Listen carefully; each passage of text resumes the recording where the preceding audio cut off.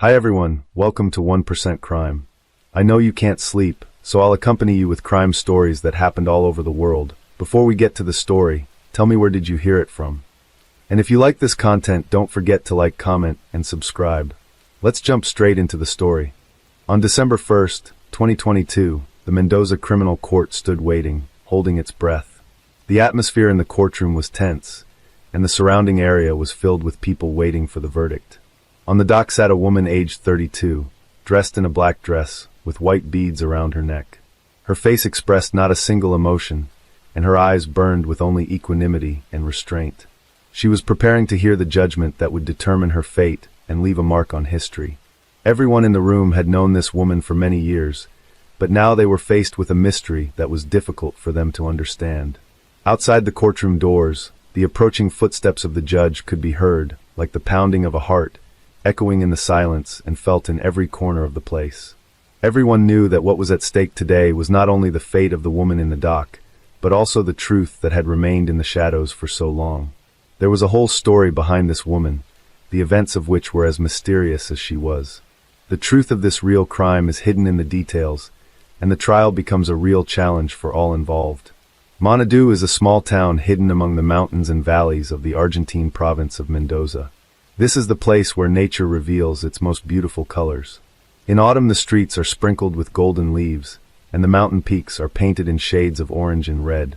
The residents of Manadú know each other well, and everyone can tell the biography of their neighbors. Here people share joys and sorrows, support each other in difficult moments, and celebrate important events together. In this secluded place, among the mountains and valleys, Rolando Angel Aquino and Karen Oviedo began a romance that would later shake Manadú and all of Argentina. When the streets of the city, surrounded by colors of autumn gold, as if frozen in anticipation of something long awaited, the fates of the two young people of this story intertwined. Rolando Angel Aquino, a man with a magnetism capable of attracting the attention of others, could not help but notice the exciting gaze of Karen Oviedo. She was a woman with fire in her eyes, a passion for life, and an energy that instantly won his heart. The young people were very similar in their interests and dreams, and the determination and entrepreneurial thirst of both inspired them. This meeting was an accident that gave them a chance for true happiness. Finally, they found in this relationship what they had been looking for in others for so long. So in 2016, the lovers started living together and opened their own business, a warehouse, which was located in the house where they lived. Karen has always had a special eye for detail, and she lovingly created a sign on one of the windows for customer service. Next to it were lists of items for sale. It was their little corner that they were rightfully proud of. The people of Manadú watched this happy and determined couple with interest and respect. Everyone wondered who these young people were and how they managed to accomplish so much. Many people knew Karen from childhood, but Rolando remained a mystery. No one knew anything about his past, except that he came from Bolivia. Rolando not only ran the business with Karen, but also worked at the fair in Guaymalan, where wholesale fruit sales were held. Looking at this couple, it seemed like they had found their little paradise on earth. But sometimes, even the strongest and most sincere relationships can face a test. One day, Rolando was taken aback when he caught Karen in the car with another man. His reaction was a flash of anger. In that moment, he nearly destroyed everything inside the interior of the car. The picture of happiness crumbled in a matter of minutes. But then, Rolando agreed to give them a chance, choosing to forgive and continue to move forward with his beloved. In the eyes of others, they remained a model of an ideal couple, able to overcome all difficulties together. Rolando Angel Aquino is an enigmatic figure who was born in 1987 in Bolivia. His exact date of arrival in Argentina remains unknown, like many other aspects of his life. As the eldest of 7 children in his family, Rolando learned from an early age the value of family bonds and hard work. His ideal was a happy family filled with joy and children's laughter. In his youth, he met Carolina Chavez, from whom he later have a son. Despite the difficulties, the couple remained on good terms. Later in his life appeared Soledad Gardio, who gave him another son, Elias. Relationships with Soledad also did not work out. However, Rolando was always a devoted father who took care of his children. He kept in touch and always maintained a warm relationship with the mothers of his children. From a young age, Rolando was a physically fit man who took care of his health by playing sports and playing soccer for the local team. Colleagues and loved ones described him as a kind and very hard-working man. Neighbors in his neighborhood got along well with him, but Rolando always showed a distinct shyness in socializing. Karen was born March 30th, 1990, and spent her childhood and youth in Monadoo, in the same house where she and Rolando later established their warehouse. She was well known among the locals as an outgoing and open-minded woman. Like Rolando, Karen dreamed of a happy and successful family with a caring and devotedly loving man. However, it took her some time to find the one man with whom she could build her happiness. Before meeting Rolando, Karen had already attempted to create a happy relationship that resulted in the birth of two wonderful girls. One of her former partners, Raul Ojeda, became the father of one of them, and Karen married him in 2013. However, as time went on, that marriage was on the verge of breaking up. According to Raul, financial difficulties were one of the reasons for the conflict. Worried about his life and in search of new opportunities, Raul decided to leave his family. On the pretext of buying some necessary item, he fled the city and traveled abroad, changing buses to make it difficult to track his whereabouts. In this way, he sought to evade all attempts to locate him. In the summer of 2019, 9-year-old Elias arrived at Rolando and Karen's house. They had many plans for the near future that they wanted to spend together. However, on the morning of July 12, 2019, when Rolando came to wish his son a good morning before leaving for work, he noticed that the boy was not feeling well. The father immediately decided to take his son to the children's hospital to see a pediatrician. There, after examination, it became clear that Elias's condition is critical, and he was immediately sent to the intensive care unit. Despite the best efforts of the medical staff, little Elias died shortly after he was brought to the hospital. The amazing thing was that he left home perfectly healthy, without any unusual symptoms, and arrived at his father's house also perfectly healthy. However, the medical report was devastating. It stated that Elias died of third-degree poisoning, which caused multi-organ failure and cerebral thrombosis. These conclusions left Elias's parents in complete bewilderment, as their son seemed to be completely healthy and active, and suddenly died of an incomprehensible disease. Following their professional duty, the doctors insisted on conducting an additional forensic medical examination. However, Elias's mother and grandmother, dumbfounded by the loss, refused this procedure. Karen offered to cremate the boy's body, but Elias's mother also refused, preferring to bury her son in a private cemetery so that she could come and lay flowers on his grave. Elias's death was a blow that broke Rolando's heart. He was devastated by the unexpected loss of his youngest son. The caring and loving Karen never left Rolando for a moment. She took care of all the business, carefully supported her boyfriend, and helped him through his pain and grief. Over time, with the warmth and support of the woman he loved, the pain began to subside. 16 months after this terrible tragedy, Rolando decided to take a big step and proposed to Karen.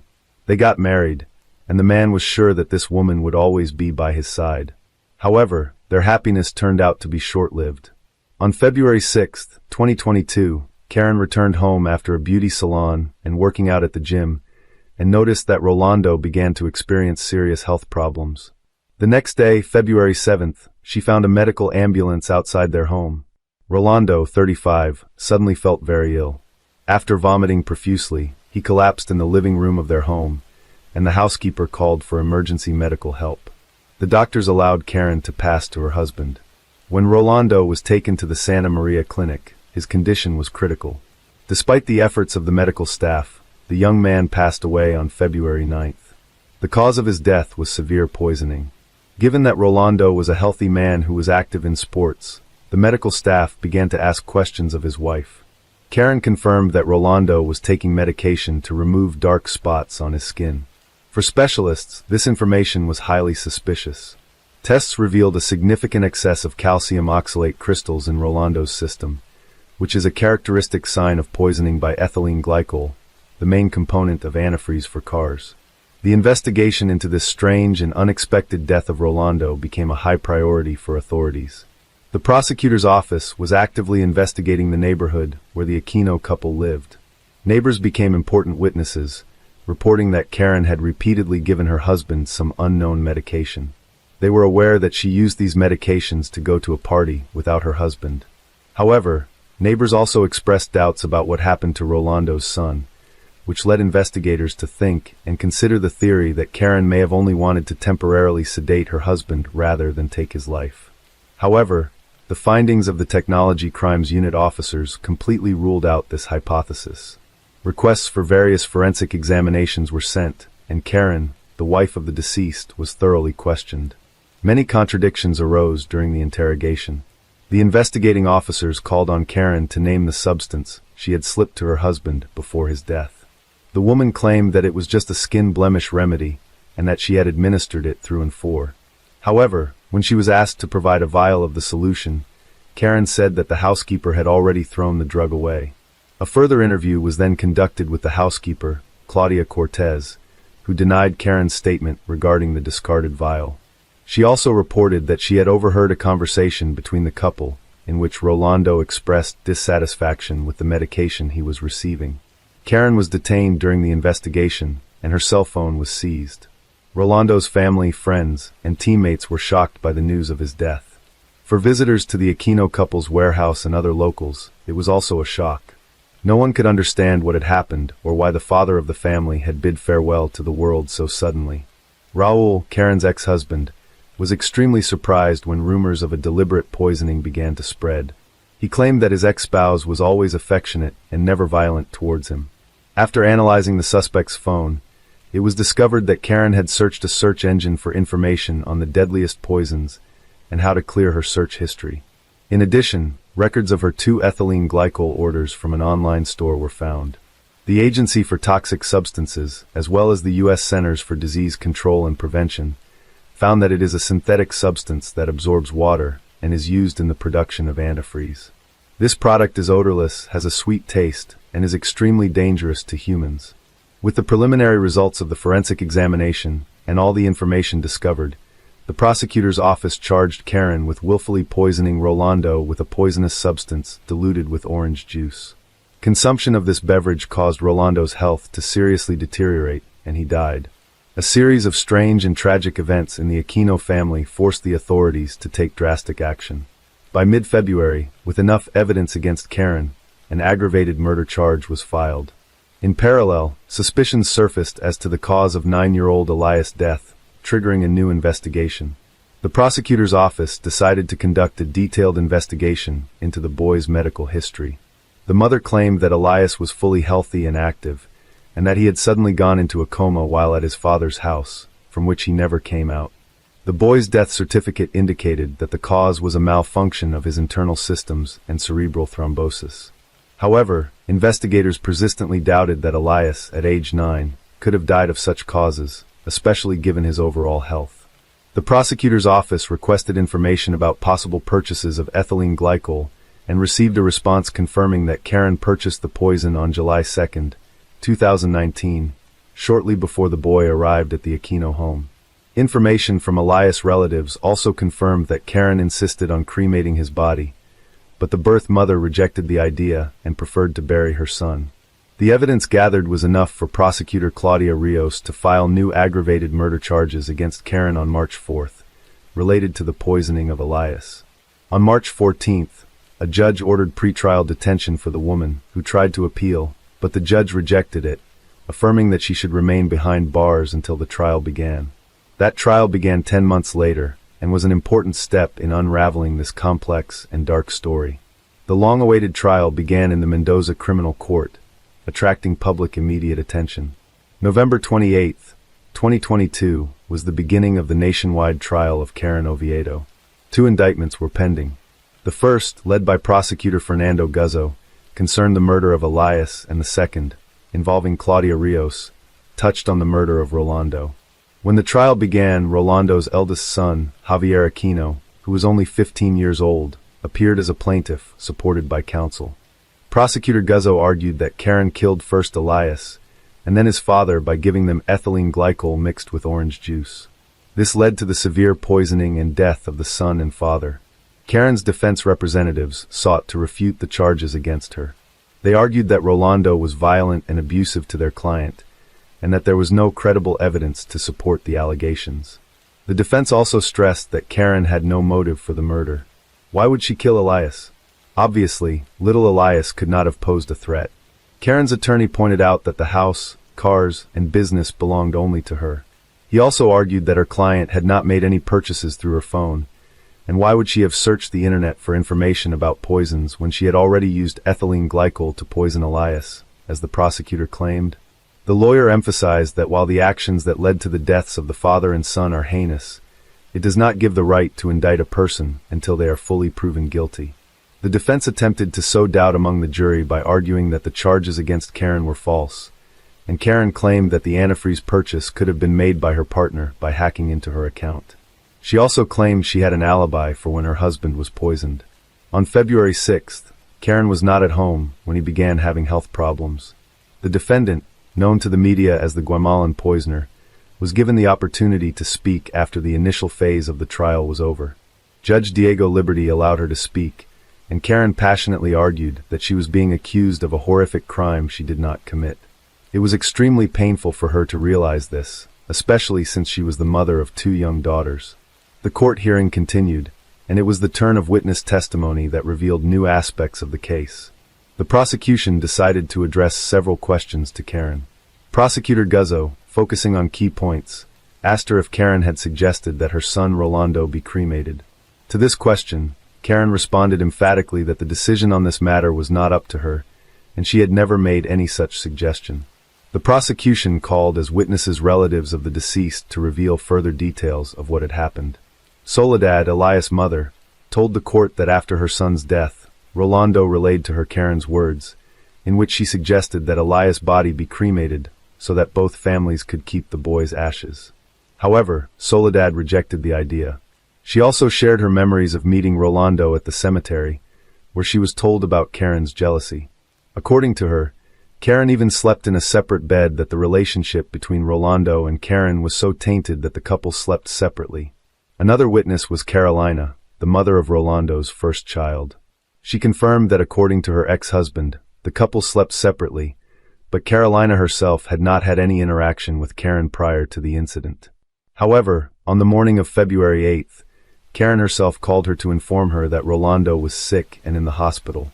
Karen told Carolina that her husband had probably taken some medication and was feeling ill. She also asked Carolina to help her unlock her husband's cell phone, claiming that she had suspicions that he was seeing another woman. Carolina was shocked to learn of Rolando's condition, as they had seen each other just a few days ago, and he seemed perfectly healthy.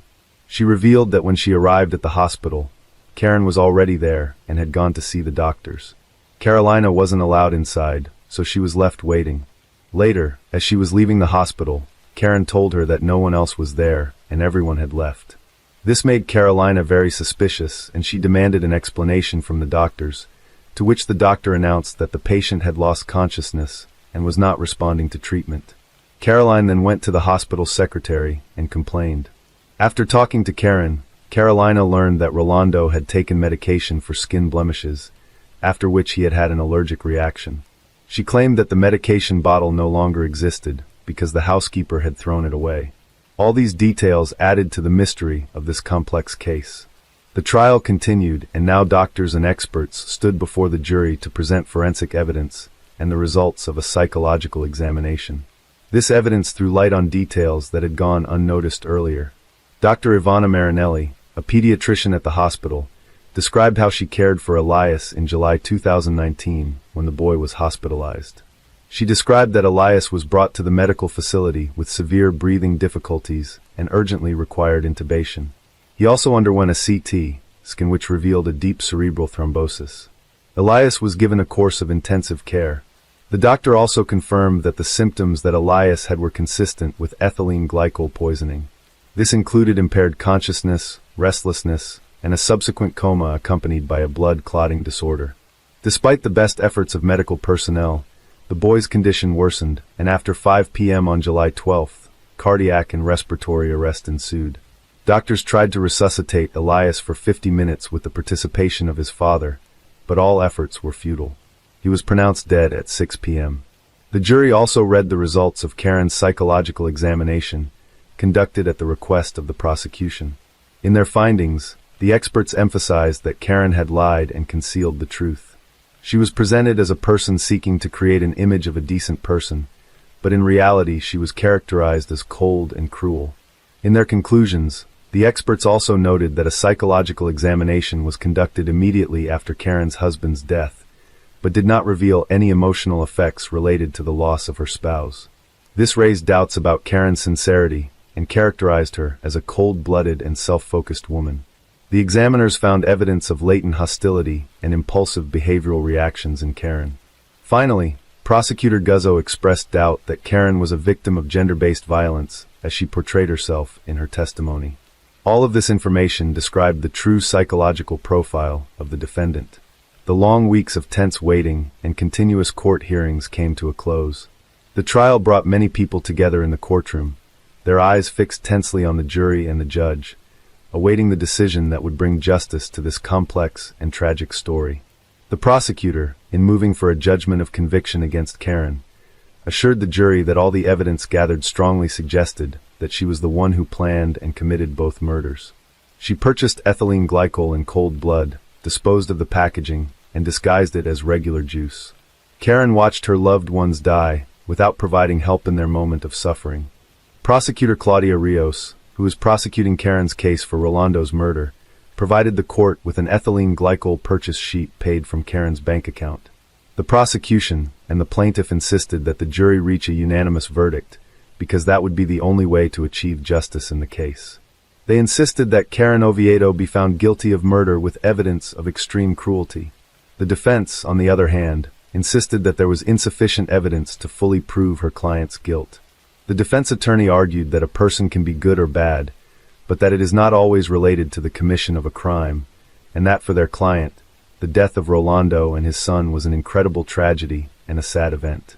However, despite the arguments of the defense, Karen Oviedo has put herself on the list of Argentine criminals who poisoned their victims.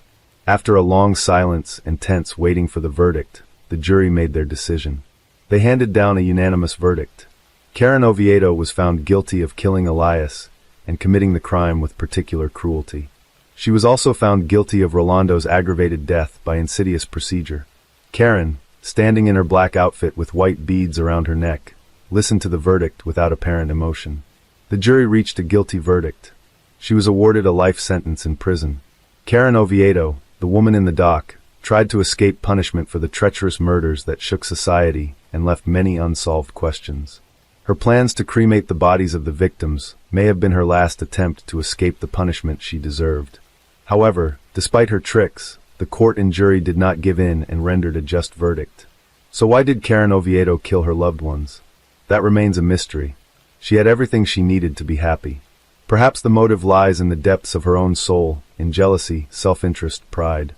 Karen refused to admit her guilt, which is why the motives behind this horrific crime remain unclear. Karen Oviedo will now face long years behind bars, pondering what dark forces may have so badly ruined her and those around her. July 28, 1996 was a normal summer day in South England. Captain John Coppock and his son readied themselves for a day of fishing on their Brixham trawler, Melcari. After a day of unsuccessful hauls, father and son ventured further into a place called the Roughs. After weighing down the med and tossing it overboard, they waited. Both men felt the familiar drag of a heavy catch.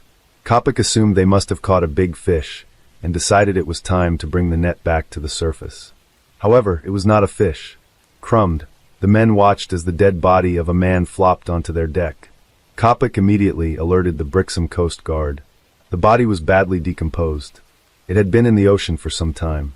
It had been nibbled on by fish, but was impeccably dressed in a long-sleeved shirt, corduroy pants, and brown shoes. Police noted that his pockets had been turned out. There was no identification on him. The only identifying features on the John Doe were a badly smudged tattoo on his right hand and a Rolex watch on his wrist. The body was transported to the medical examiner's office in Devon. The man was estimated to be between 40 and 50 years old. The tattoo looked like a cluster of stars. The only serious injury had been to his head. It was not fatal. A mat, along with other bruising, seemed consistent with being dragged along the seabed before being pulled up into the boat. His lungs were filled with water. It was ruled a drowning, a common occurrence in the area given the English Channel was just off the coastline. Police believed he may have fallen overboard during one of the ferry crossings. The only other possible way forward was to identify him through dental records. If he was a British citizen, they'd be on record if the examiner did just that, but it would take a while. It was by chance a mortuary technician noticed the man's watch. It was a Rolex Oyster self-winding watch that was fully waterproof and required motion to remain active for 48 hours at a time. It was also possible to trace the ownership if it was an original. Examining the watch, investigators were able to determine that the man had drowned on July 20th, 1996, as the calendar features showed the date July 22nd. They were also able to find a hidden serial number between the wristband and watch face. This number was sent off to Rolex to determine if it was an original and had been serviced by the owner. In the meantime, the John Doe was dubbed the Rolex Man, and the mystery deepened. Several weeks later, through records kept by Rolex, investigators received a name, Ronald Joseph Platt. The owner also received the dental records to corroborate this evidence. Ronald Joseph Platt was a 51-year-old TV repairman. Records state that he was born in Calgary, Canada in 1945 before his family moved to Britain. He was unmarried and had once served as a soldier in the British Army as part of his national service. Close friends described him as a quiet and introverted man who had a passion for his native country, Canada. This passion led to him buying a Rolex in Germany in 1967. It was one of his most prized possessions, and his ex-partners said Platt would not even take his watch off to shower. Using this information, investigators needed to find out exactly who Platt was and how he ended up tangled in a fishing trawler. Detective Constable Ian Clenaghan of the Devon and Cornwall Police was assigned to the case from the initial discovery. Police were able to discover hundreds of miles from where his body was found. Clenaghan made contact with the Essex Police Department. Detective Sergeant Peter Redman offered to visit the address to help with the case. When Redman visited the property, it was vacant. Redman contacted the landlord to explain that the owner had moved some time ago, but provided the detective with a reference letter. The letter contained a request to reach out to Davis. The detective inquired about Platt and Davis's relationship before explaining that the body they discovered in Devon was possibly that of his friend. Davis agreed to pay the Essex police a visit. Redman met with Davis and found him to be an amiable person who seemed quite confident. However, he was quiet and did not ask many questions about Platt's death or discovery. When prompted, Davis explained that he hadn't seen Platt in over 3 months. The last time they'd met, he'd loaned him money to start an electrical business in France. As far as Davis knew, Platt had been living in France all this time. During the interview, Redman learned that the tattoo on Platt's hand was in fact a maple leaf, the national symbol of Canada. Davis explained Platt's love for the country. Redman received the photo, as promised. Police in Essex were able to wrap up the investigation on their end, landing on the theory that Platt fell overboard and drowned along the channel. This fit the story told by Davis. It was just an unfortunate accident. As the Essex case wrapped up, Clenaghan needed to tie up the loose end on his side. He tried contacting Davis several times, agreeing to this. Redman paid Davis a visit at his home in Woodham, Walter. It was a rural part of Essex with only 4 houses. These houses were not numbered traditionally, but rather each had a name. He knocked on the first door, and an elderly couple answered. When they asked Redman who he was looking for, he gave them the name David Davis. The couple then informed him their neighbor was not Davis, but they were talking about the same man he had met with previously. Redman knew something was wrong here. He contacted Clenaghan back in Devon and explained how by sheer chance he'd just unmasked another chapter to the story. Detectives from both counties now knew there was more to the story than met the eye. Redman started focusing on gathering information on Platt and his rather young wife and 2 little children. They also mentioned that Platt and his family had often vacationed in Devon as they had a yacht down there. The name, though, escaped them. In Devon, Clenaghan too started re-examining the evidence and began by questioning old witnesses. His first stop was John Coppock. When questioned, Coppock told him that to sell. Fortunately, the anchor remained unsold and investigators were able to retrieve and bag the anchor as evidence. For Clenaghan, the next stop was interviewing those who knew Platt. He contacted Platt's brother Brian, who told them about Elaine Boys. Boys was Platt's first meeting as a receptionist at a fine arts auctioneer in Harrogate, England. She remembered Davis being tall, engaging and charming. They spoke about Davis moving to Yorkshire, and the topic veered toward employment. Davis wanted Boys to work for his company. She explained that it wouldn't be for long as she and Platt were working as executive assistants for Davis. She then introduced Platt to Davis, and the two men developed a fast friendship. The couple were mesmerized by Davis's grandiose stories and admired his lavish lifestyle. Davis made them an offer to be directors of his company, the Cavendish Corporation. Initially, Boys was a wealthy doctor living in New York who still demanded he pay alimony. By now, the couple developed a trusting relationship with Davis and believed their friend was truly trying to keep his wife at bay. Davis had both Boys and Platt traveling to Europe to broker deals for him and slowly pulled them into the web he was weaving. They deposited money for him into various foreign bank accounts, never questioning David or his motives. He was trustworthy, a man of religion, and in their eyes, infallible. On Christmas Day, 1992, Davis invited the couple to spend the day with him and his daughter, Noelle. After enjoying a hearty meal, they sat down to exchange gifts. Boy's car was the ultimate gift. Davis had made a promise to buy the couple 2 tickets to Canada if they were willing to use them before February 1993. For Boys, it seemed a bit overwhelming with a short notice, but Platt was on his way to Club 9. His lifelong dream of returning to Canada was being realized thanks to this generous man he had come to call a true friend. Davis convinced them that it was better they get a start on their new life sooner than later. Davis wasted no time in preparing for their imminent departure. He suggested to both Boys and Platt to have rubber stamps of their signatures made in case he needed to sign any documents urgently. He'd also keep their driver's licenses with him in case proof of identity was required. This didn't seem a tall order for the couple because they trusted Davis, saying he'd just given them the start they needed. And so, in February of 1993, Boys and Platt jetted off to Canada to begin their new lives. Canada did not offer the greener grass that the couple had expected. They'd landed in the country in the middle of winter. Work was scarce and financial troubles soon turned into relationship problems.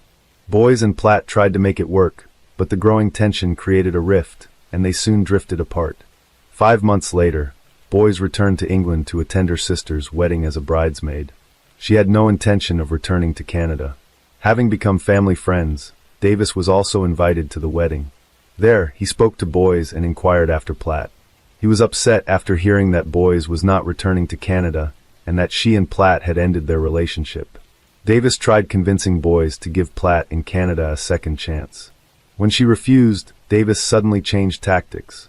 He soon packed up his life and family and left Boys with a mobile number. Their friendship dissolved and soon the calls disappeared as well. Platt and Boys, too, were no longer in contact. Since leaving Canada, she'd not had any contact with her ex-lover, Platt, or her once dear friend, Davis. So when Davis contacted Boys late in 1996, she didn't think much of the impromptu conversation, as they barely had anything to say to each other after all that time. He mentioned nothing about Platt, and that was that. He failed to inform her that Platt was dead.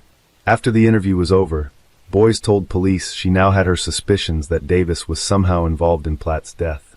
Boys provided the vital link between Davis and Platt, but investigators needed more definitive clues. They began talking to witnesses.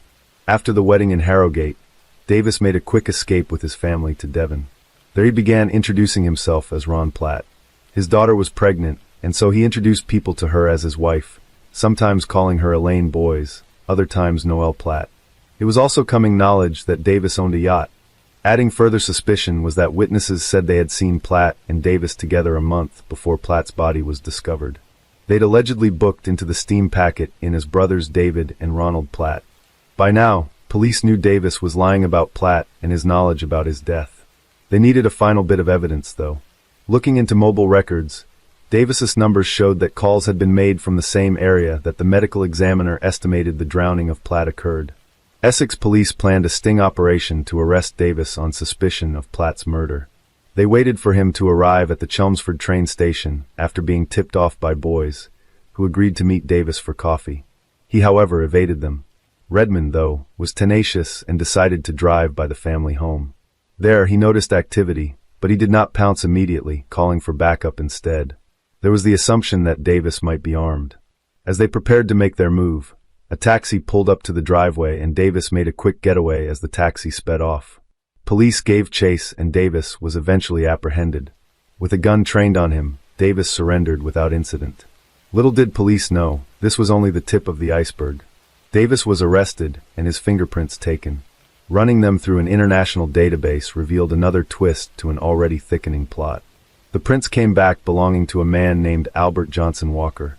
He was ranked number 4 on Interpol's wanted list and was Canada's most wanted fugitive. Walker's story begins in Canada 6 years before Platt's body was discovered in the Atlantic Ocean. Born in Hamilton, Ontario on August 9, 1945, Walker always dreamed big. He was a high school dropout with a larger-than-life presence. He worked as a bank teller and spent much of his free time socializing in Ontario. It was during a social event he met his ex-wife after a whirlwind romance spanning all of 4 days. He proposed to her, and they married in 1968. They started a family early, having 3 girls and 4 boys. They raised the family in Paris, Ontario. After years of helping other people with financial solutions, Walker started a freelance bookkeeping business with Barbara. Business thrived, and within 10 years he was operating 6 branches, employing over 30 people. Friends eagerly invested with him. All the while, he was siphoning their money into offshore accounts in both the Cayman Islands and Switzerland. Soon, the cracks started to appear. His marriage broke down following his numerous affairs. The people he was stealing from started asking questions, and in 1990, Walker decided it was time to leave before it all blew up. Telling friends he was taking their then 15-year-old daughter, Sheena, for a skiing trip to Europe, he made his escape. Barbara realized what was going on and, fearing for her daughter's safety, declared her a missing person. Police were on his trail, but it abruptly ended in London. He adopted a new identity stolen from a client. He was now going by David Wallace Davis, and Sheena became Noel. Although he evaded authorities, the name David Davis still linked him back to his true identity. He needed to find a new identity, and the opportunity presented himself when he met Ronald Platt. Platt kept a very small circle of friends and was obsessed with living in Canada. Walker used this knowledge to his advantage. The wheels were in motion, and Walker finally had the identity he needed. But plans fell through when Platt contacted Walker in 1995. Life in Canada was not the dream he foresaw. He informed Walker that he was moving back to Essex to settle near Davis. The solid foundation Walker was curating started to, again, crack at the edges. Having 2 Ronald Platts in the same area with the same breath details was not going to work well for Walker. So he hatched a plan. Walker had purchased a yacht and named her Lady Jane. He had taken his family and Platt down to Tudney's in Devon to celebrate the launch of the vessel. While there, the men purchased a new 10-pound anchor, which, ironically, became vital evidence in the infestation. After returning to Essex, Walker invited Platt for another weekend down in Devon, just 2 friends, enjoying the coast and some fishing. Walker sailed the Lady Jane out into open water, a safe distance from any onlookers on shore. He then hipped Platt over the head with the anchor, knocking him unconscious. Walker rummaged through his pockets to remove any anticipation before securing the anchor to his belt and tossing him over to a water grave. It was the perfect murder. Except, Walker made one crucial mistake. He forgot to remove the Rolex that unraveled a finely executed plot to escape justice. Walker's trial began in 1998. Evidence presented to the court included the anchor that was discovered in the net with Platt's body. Forensic experts were able to determine that the injury on Platt's head was consistent with the shape of the anchor. There were also traces of zinc found on the belt of the pants that were consistent with the zinc on the anchor. Walker weighed Platt down by securing it to his belt. A search of Lady Jane yielded more physical evidence. Hairs much of Platt were found on a cushion beyond. Platt's fingerprint was found on the carrier bag used to carry the anchor back to Lady Jane. Blood was found near the rails. At his home, Walker's habit of courting did him in. As documents were confiscated, they used to prove his bogus business enterprises and trail of deception. It was, however, the testimonies of both Boyers and Sheena that were to be the final nails in his coffin. Boyer's testimony provided the court with evidence that Walker had much to lose if Ron Platt returned to England. Sheena, however, delivered the final blow. She was unable to provide a solid alibi for Walker on the weekend of the murder. She also confirmed he had been out on the yacht and looked disheveled and agitated when he returned late on the day of the murder. Sheena's testimony opened an entirely new chapter of the saga. She told the court of her life living in fear with her father, his ability to charm, and how she felt as much of a victim as anyone else who crossed his path. When Walker took the stand, he presented a very charming persona to the court. He said that Sheena begged him to take her along. He admitted to fraud and to other crimes but denied killing Platt. The blood found on the yacht was due to Platt bumping his head while they were out fishing, he said. Yet, The jury saw through the lies and took just 2 hours to find him guilty. High Court Justice Neil Butterfield addressed Walker stating, "The killing was carefully planned and cunningly executed with chilling efficiency.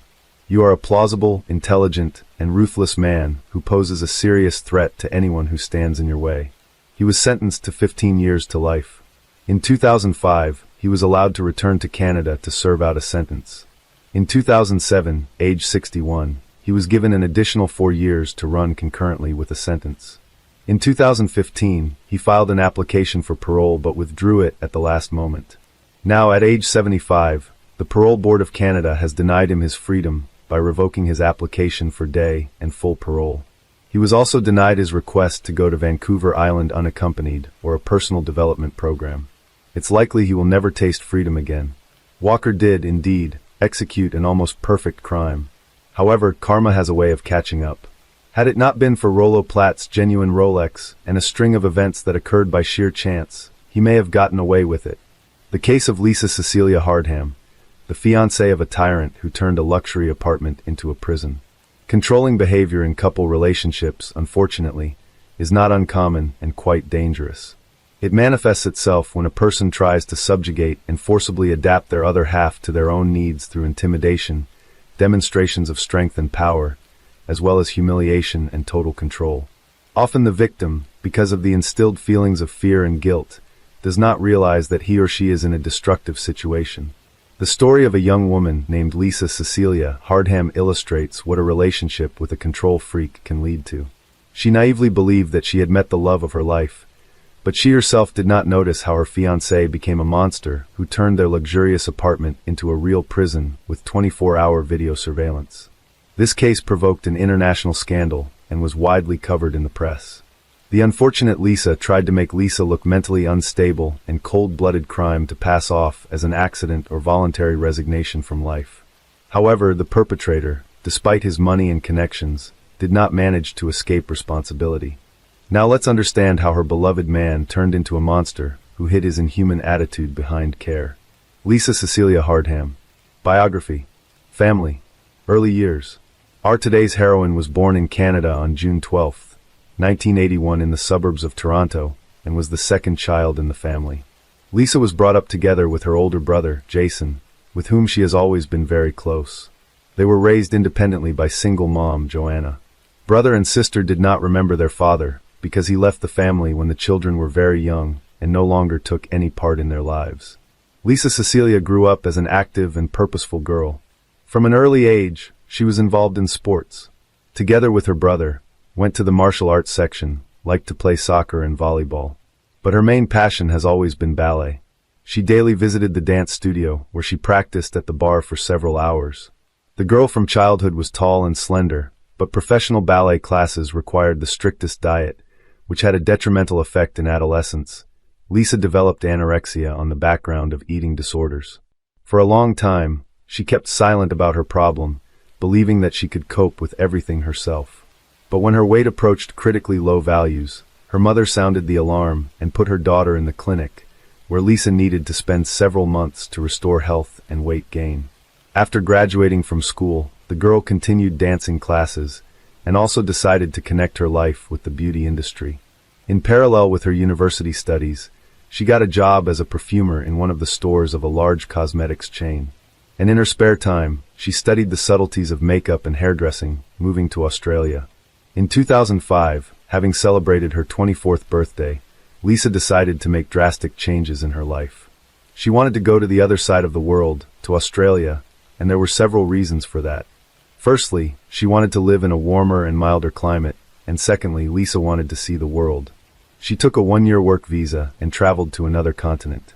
However, with her then flew Joanna, who accompanied her daughter for the first few months to make sure that she was all right and she settled well in the new place. The mother then returned back to Toronto with peace of mind, making sure her daughter could take care of herself. Lisa settled in Sydney, where she rented a cozy apartment and soon got a job at a local small cosmetology company. After her visa expired, she decided to move to Australia permanently. First, she extended her stay for another year and then began to prepare the necessary documents to obtain citizenship of this country. Personal life. As for personal life, in this respect, everything was not easy. The fact is that Lisa always preferred to meet with older men. Obviously, not the least role in this played a lack of a father in the family, so she always reached out to more mature men, looking for support and protection in them. In 2006, Lisa successfully interviewed for a job at Sydney Cosmetics and was hired. She soon began in a romantic relationship with a coworker who was almost twice her age. A few months later, they decided to start living together, and Lisa moved into the apartment of her lover. And after a couple more months, the girl introduced her boyfriend to her mom and brother, and they approved her choice. The couple traveled a lot around the world, rested in the Seychelles and Paris, and also visited the famous carnival in Rio de Janeiro. The man even made Lisa a marriage proposal, which she gladly accepted. But about a year after the engagement, the lovers broke up. Lisa did not go into detail about the reasons for this decision, but hinted that too great a difference in age, however, played in this not the least role. In 2010, Lisa graduated from the Sydney College of Stylists and got a job as a hairdresser in a popular beauty salon, where she quickly won the respect of colleagues and the trust of customers. At the same time, a new boyfriend appeared in her life, but their romance did not last long because Lisa found out that he was married. Destroy someone else's family she was not going to, so she quickly broke off the relationship. But shortly before that, at one of the parties, this guy introduced her friend, a businessman named Simon Gitney. This acquaintance turned out to be fatal for Lisa. Who is Simon Gitney? Simon was born in Maryland in December 1973 in a very religious, large family of immigrants from Lebanon. He had 5 other siblings, whom his parents raised in strictness and obedience.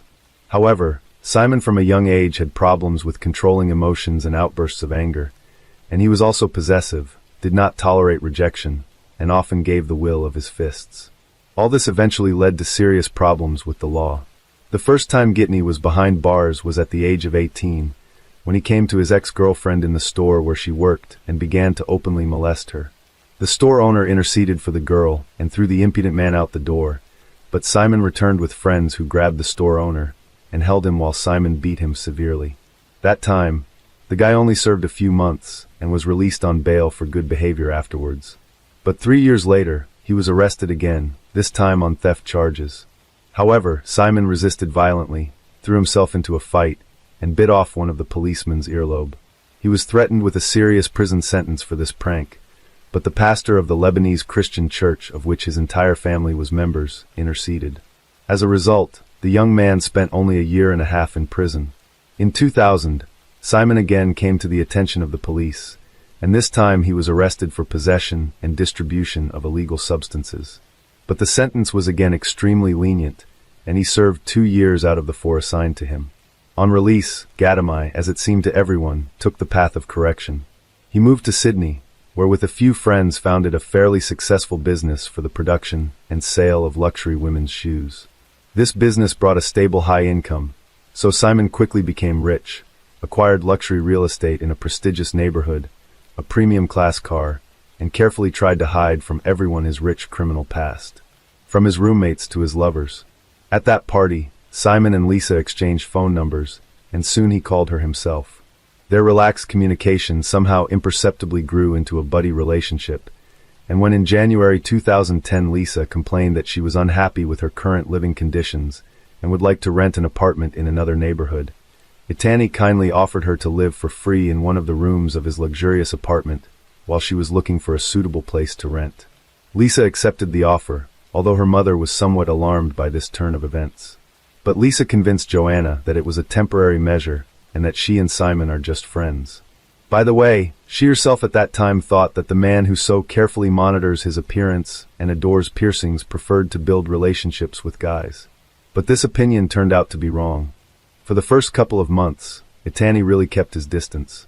The young people lived in separate rooms, and there was not even a hint of intimacy or romance between them. But gradually they got closer, the so-called spark, and started a romance which quickly gained momentum. At the time of the beginning of their relationship, Simon was 37 years old and Lisa, 28. Simon seemed to her a beautiful prince from a fairy tale. He was sociable, cheerful, spoiled his beloved with gifts, and arranged her pleasant surprises. The couple began to appear everywhere together. In particular, they went together to an elite sports club, which Simon attended regularly for many years. Lisa was sure that finally met her true love and will live a long, happy life with the chosen one. She raved about him to her mother, brother, and friends, and had no idea that this fairy tale would soon end. An affectionate tyrant, just 6 months after the beginning of the relationship, Simon's behavior began to change, but it happened in stages and in such a way that Lisa did not notice anything, thinking that the lover does everything for her own good. He gradually distanced Lisa from friends and family, erased all her personal boundaries, tried to change her views, tastes, and behavior, adjusting them to his needs. In June 2010, shortly after Lisa celebrated her 29th birthday, Simon began to persistently persuade her to quit her job, claiming that she was not valued there and she could find a better paid position. But Lisa loved working at the beauty salon, where she had many regular clients and was happy with her income, so she didn't understand why she should quit her job and refused to do so. Simon was not satisfied with the refusal, and in August of the same year, he showed up at Lisa's salon, having thrown a loud scandal, which actually forced her to write a letter of resignation. Lisa Hardem was shocked by his behavior, but Jitani assured that it would be better and in general, she can no longer work, because his income will allow them both to live comfortably, nothing to deny themselves. A month and a half later, the couple moved into a new luxury apartment, located on the 15th floor of an elite residential complex. As it later turned out, the room was literally stuffed with hidden surveillance cameras, of which Lisa, of course, did not even guess. Simon gave his beloved an expensive smartphone and laptop, pre-installed on them spyware that allowed him to track all her messages, emails, as well as listen to calls and see all of Lisa's movements. In addition, Simon gained access to her social media accounts and began to discreetly clean lists of friends, delete posts and photos at his discretion, as well as read personal correspondence. Total control. Jitani's control over Lisa increased day by day, but as an experienced manipulator, he made it look as if his girlfriend wanted to do as he told her. Jitani had invaded literally every aspect of her life, leaving no hint of privacy. He forbade Lisa to use cosmetics, claiming that she does too bright makeup, which makes her look vulgar. He also bought her clothes in unsightly clothes in gray and black colors, and all her outfits simply threw away, arguing that they were too revealing and men would stare at her. From the apartment, Lisa went out only accompanied by her lover. They visited together only those places that he himself chose. Simon even forbade her to visit the gym. Instead, he bought several expensive exercise machines, saying that now she could train at home. Lisa's social media friend lists were dwindling by the day, and eventually Jitani convinced her to delete the accounts. Lisa also had no friends left in real life, and all her contacts and calls were closely monitored. Simon only allowed her to communicate with her mother and brother. Last trip home. In December 2010, Lisa decided to fly to Canada to celebrate Christmas with her family. Simon was going to fly with her, but at the last moment his plans were disrupted because of urgent business matters. He didn't plan to let his friend go alone, but she literally begged him, because she hadn't seen her mom and brother for over a year. In the end, he agreed, but set strict conditions and rules, which she had to strictly follow. Jason and Joanna were shocked at the changes that had happened to Lisa over the past year. She was nothing like the bright and cheerful beauty she had been before. She had literally become her own shadow. There was not a drop of makeup on her face. Her luxurious hair was pulled into a ponytail and hidden under a headdress. Her clothes were baggy, unattractive, and completely black. But it wasn't even the outward changes that were the most frightening. Lisa flinched every time the phone rang and instantly grabbed the receiver. It was one of Simon's conditions. She had to answer immediately, at any time of day, no matter what she was doing at that moment. Lisa stayed at her mother's house all the time, refused to see her friends, and hardly ever went out. Joanna was alarmed and frightened by this behavior of her daughter, and she decided to have a heart-to-heart talk with her. Then Lisa burst into tears and admitted that Simon always knows where she is, with whom she communicates, and what she talks about on the phone. Lisa also revealed that Simon doesn't allow her to work, see her friends, go to the gym, or have any hobbies. In fact, she had no friends left at all. Her mother was shocked. She began to persuade her daughter to stay in Canada, because in Australia she has nothing to keep her. But Lisa said that she loved Simon and did not want to break off the relationship with him. Lisa was sure that this is just a transitional period in their relationship, because they have been together for less than a year, and soon he will calm down and loosen his grip. She also added that her lover cares about her and wishes her only good. Despite pleas from her family to stay, and attempts to convince Lisa that the relationship was unhealthy, she decided to move back to Australia to stay with Gitney. Lisa reassured her mother, saying that there was nothing to worry about and that Simon loved her and would not hurt her. Prisoner. After Lisa returned, the situation only got worse. Simon forbade her to leave the apartment, and if they went out together, she had to look only at her feet, so as not to meet the eyes of other men. Moreover, Simon began to call Lisa by her second name, Cecilia, because it seemed more decent to him. In the spring of 2011, Lisa began to complain of pain in her leg. It was an old injury received in his youth during ballet classes. But instead of taking her to the hospital, Gitney hired a female physical therapist who came to their home 3 times a week to give her massages. She soon became Lisa's only friend and confidant, to whom Lisa spoke candidly about the difficult situation she found herself in. On June 12th, for Lisa's 30th birthday, Simon decided to throw a party at the most expensive restaurant in Sydney, but among the guests were only Simon's relatives and people from his inner circle. Lisa, on her own birthday boyfriend, did not allow to invite anyone. At the end of the evening, Simon proposed to Lisa by putting a ring on her finger. Hardem responded with consent and then cried, but all present noticed that these were not tears of joy, but rather tears of despair and hopelessness. Back home, Lisa called her mother and informed her of her engagement, sobbing into the phone. But Joanna was not at all happy about it. She began to persuade her daughter to leave this man and, as soon as possible, to return home to Canada. In response, Lisa only asked her mother never to start such conversations on the phone. At that moment, she already realized that the fiancé was listening to the calls, although she did not know for sure. Escape plan for a while, Lisa tried to distract herself with thoughts of the upcoming wedding and began planning the festivities. When she decided to consult with Simon about something related to the event, he rudely cut her off and told her that he would choose the place, buy her address, and make the guest list. Lisa was utterly crushed, for she had no say even here. During another visit to the physiotherapist, Lisa admitted that she couldn't go on like this, but she couldn't leave because her fiancé wouldn't let her go. Together, they developed a plan according to which Lisa, at each visit of the masseuse, gave her some of her belongings for safekeeping, but did everything so that Simon did not notice anything. On July 28th, Simon left his laptop at home in a hurry, which he usually carried with him everywhere. Lisa took advantage of this and looked into it, and her worst fears were realized. There, she found a spyware program with the help of which the fiancé received all the data from her phone, as well as numerous recordings of her conversations with her mother. But the most horrifying discovery was the surveillance footage from the security cameras located in every room of their apartment. That same day, Lisa, using her physical therapist's phone, called her mother and asked her to come on the next flight to her apartment and take her home. However, Joanna could not leave work so quickly. She needed time to ask for an excuse to switch shifts with one of her colleagues. Afterwards, the woman could never forgive herself for this delay. Back home, Simon immediately realized that his fiancée had taken his laptop and seen the spyware.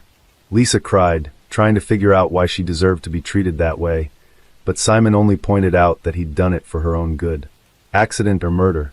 The next day, July 29th, a serious conversation took place between the young people, the recording of which was later presented in court. Lisa was in tears and asked to go home, but Gitney calmly and confidently said that this would never happen, asked Lisa to calm down, and claimed that she had mental problems. On the morning of July 30th, 2011, Lisa got up early, got fully dressed, and put her documents and essentials in her purse. She locked herself in the bathroom and called her mother one last time, telling her that if anything happened to her, it would be Simon's fault. Apparently, Lisa wanted to leave the apartment unnoticed while her fiancé slept, but she failed. What happened next can only be guessed. According to neighbors, they heard a scream in the hallway, but did not have time to react because all abruptly hushed. And exactly a minute later, a young woman fell from the balcony of the 15th floor, crashing to her death. Several passers-by on the street also heard the scream and saw a body falling from a height, but did not have time to realize what was happening. According to a guy who was walking his dog that morning and was closest to the scene, he heard a noise and looked up. The eyewitness saw a man holding something large, which he then threw down.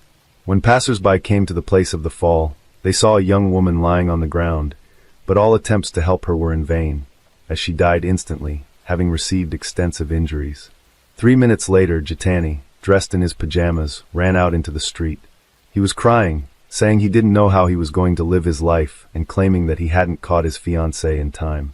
At first glance, it looked like an accident, but Simon himself was quick to claim that his fiancée had voluntarily passed away. A note in his pocket and a frightening video. Strange things began as soon as the body was taken to the morgue and examined. In different pockets were found fragments of a note torn into small pieces with the text, "There are cameras everywhere in the apartment."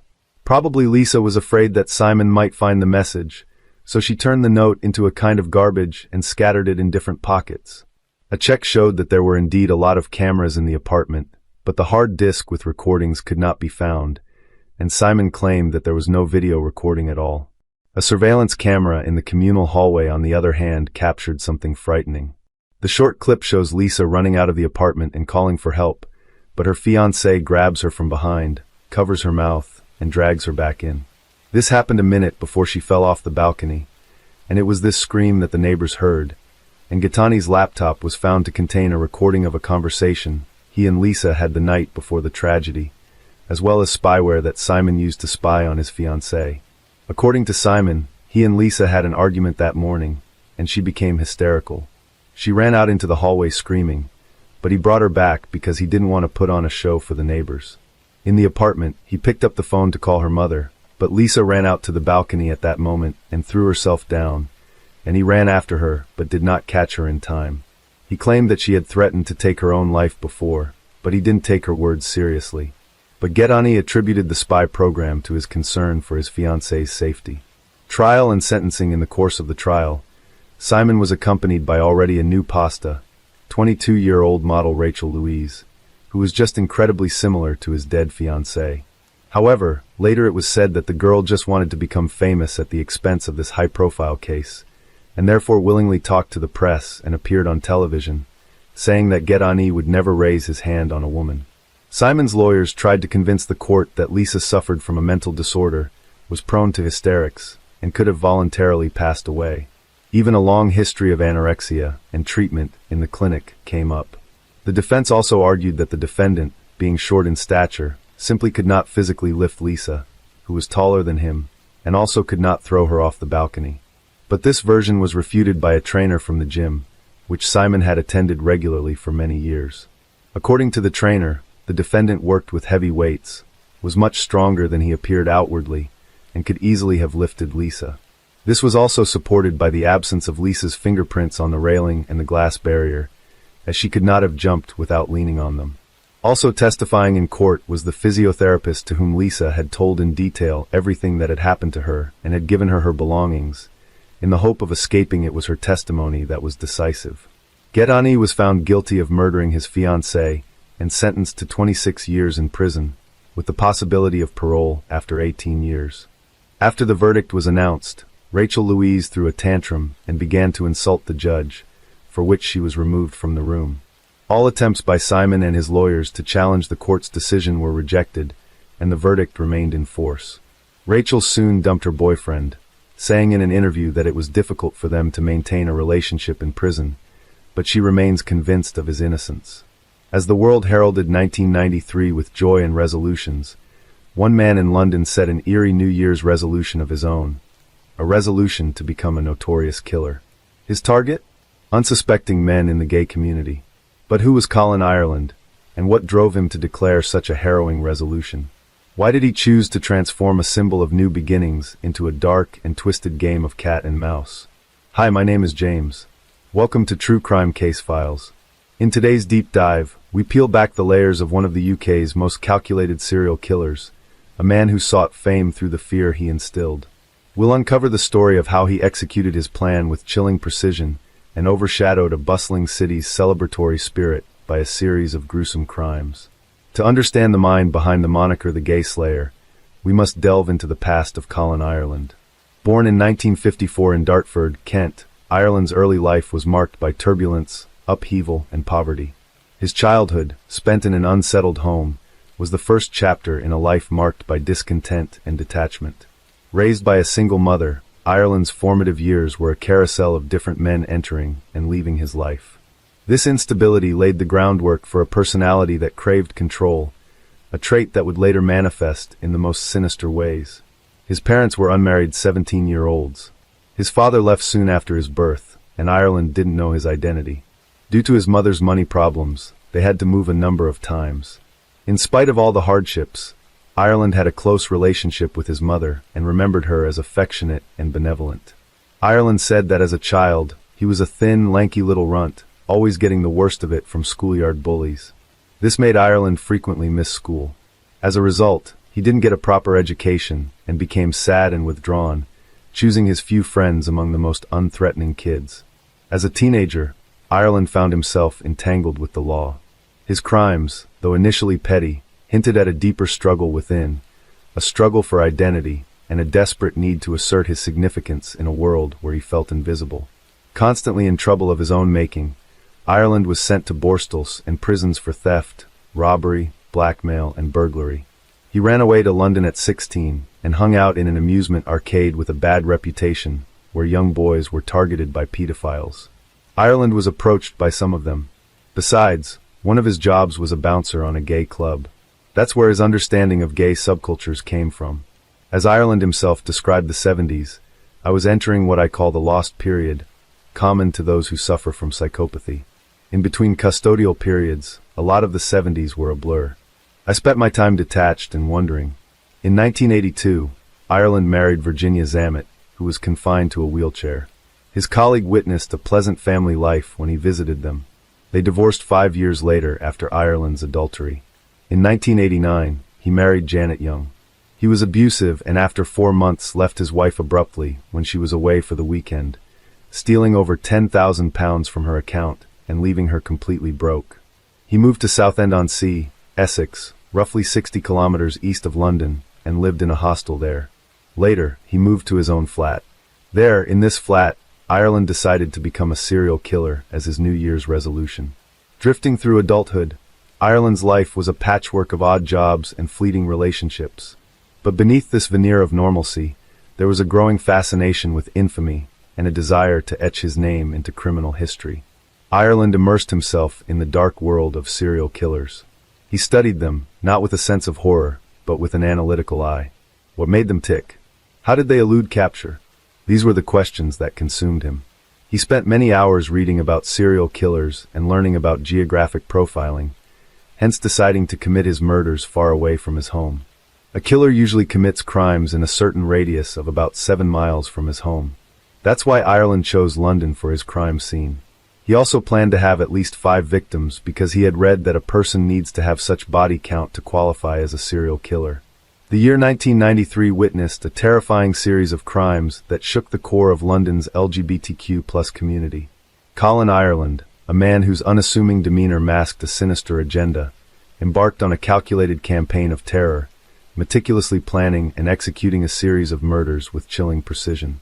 Ireland's hunting ground was the vibrant gay scene of London. He frequented the Colhern Cub, a known gay bar, seeking out his potential victims. Here, amid the pulsing music and crowded dance floor, Ireland would select and study his targets, plotting their fates with cold detachment. Ireland sought men who liked the passive role in S&M, so he could easily restrain them as they believed it was a sexual game. Members of the pub would wear color-coded handkerchiefs to indicate their sexual proclivities. Ireland was posing as a dominant partner. His first victim, Peter Walker, was a 45-year-old choreographer. Ireland met Walker at the Colhern, and what started as a night of perceived intimacy quickly turned into a nightmare. Walker's body was discovered in his apartment, revealing the horror of Ireland's actions. Bound, gagged, and suffocated by a plastic bag placed over his head, Walker's death was just the beginning of Ireland's gruesome spree. Ireland placed 2 teddy bears in a sexual position on Walker's body and burned some of his pubic hair so he could smell it. While searching the flat, he discovered that Walker was HIV positive. Enraged, Ireland stuffed a condom into Walker's mouth and another one into his nostril. Each crime scene told a story of meticulous planning and ruthless execution. He carried a murder kit, a rope, handcuffs, and a change of clothing. Ireland left little evidence behind, confounding the police and instilling a growing sense of fear within the community. He was methodical, ensuring each scene was thoroughly cleaned, removing any traces that could lead back to him. He also stayed in the flat till morning to avoid suspicion from leaving in the middle of the night. To describe the nights after his murders, Ireland said, "I think that affected me mentally to quite a degree, sitting with his body for 5 to 6 hours, watching him gradually get blotches, go cold. It wasn't something that I could cope with, to be honest."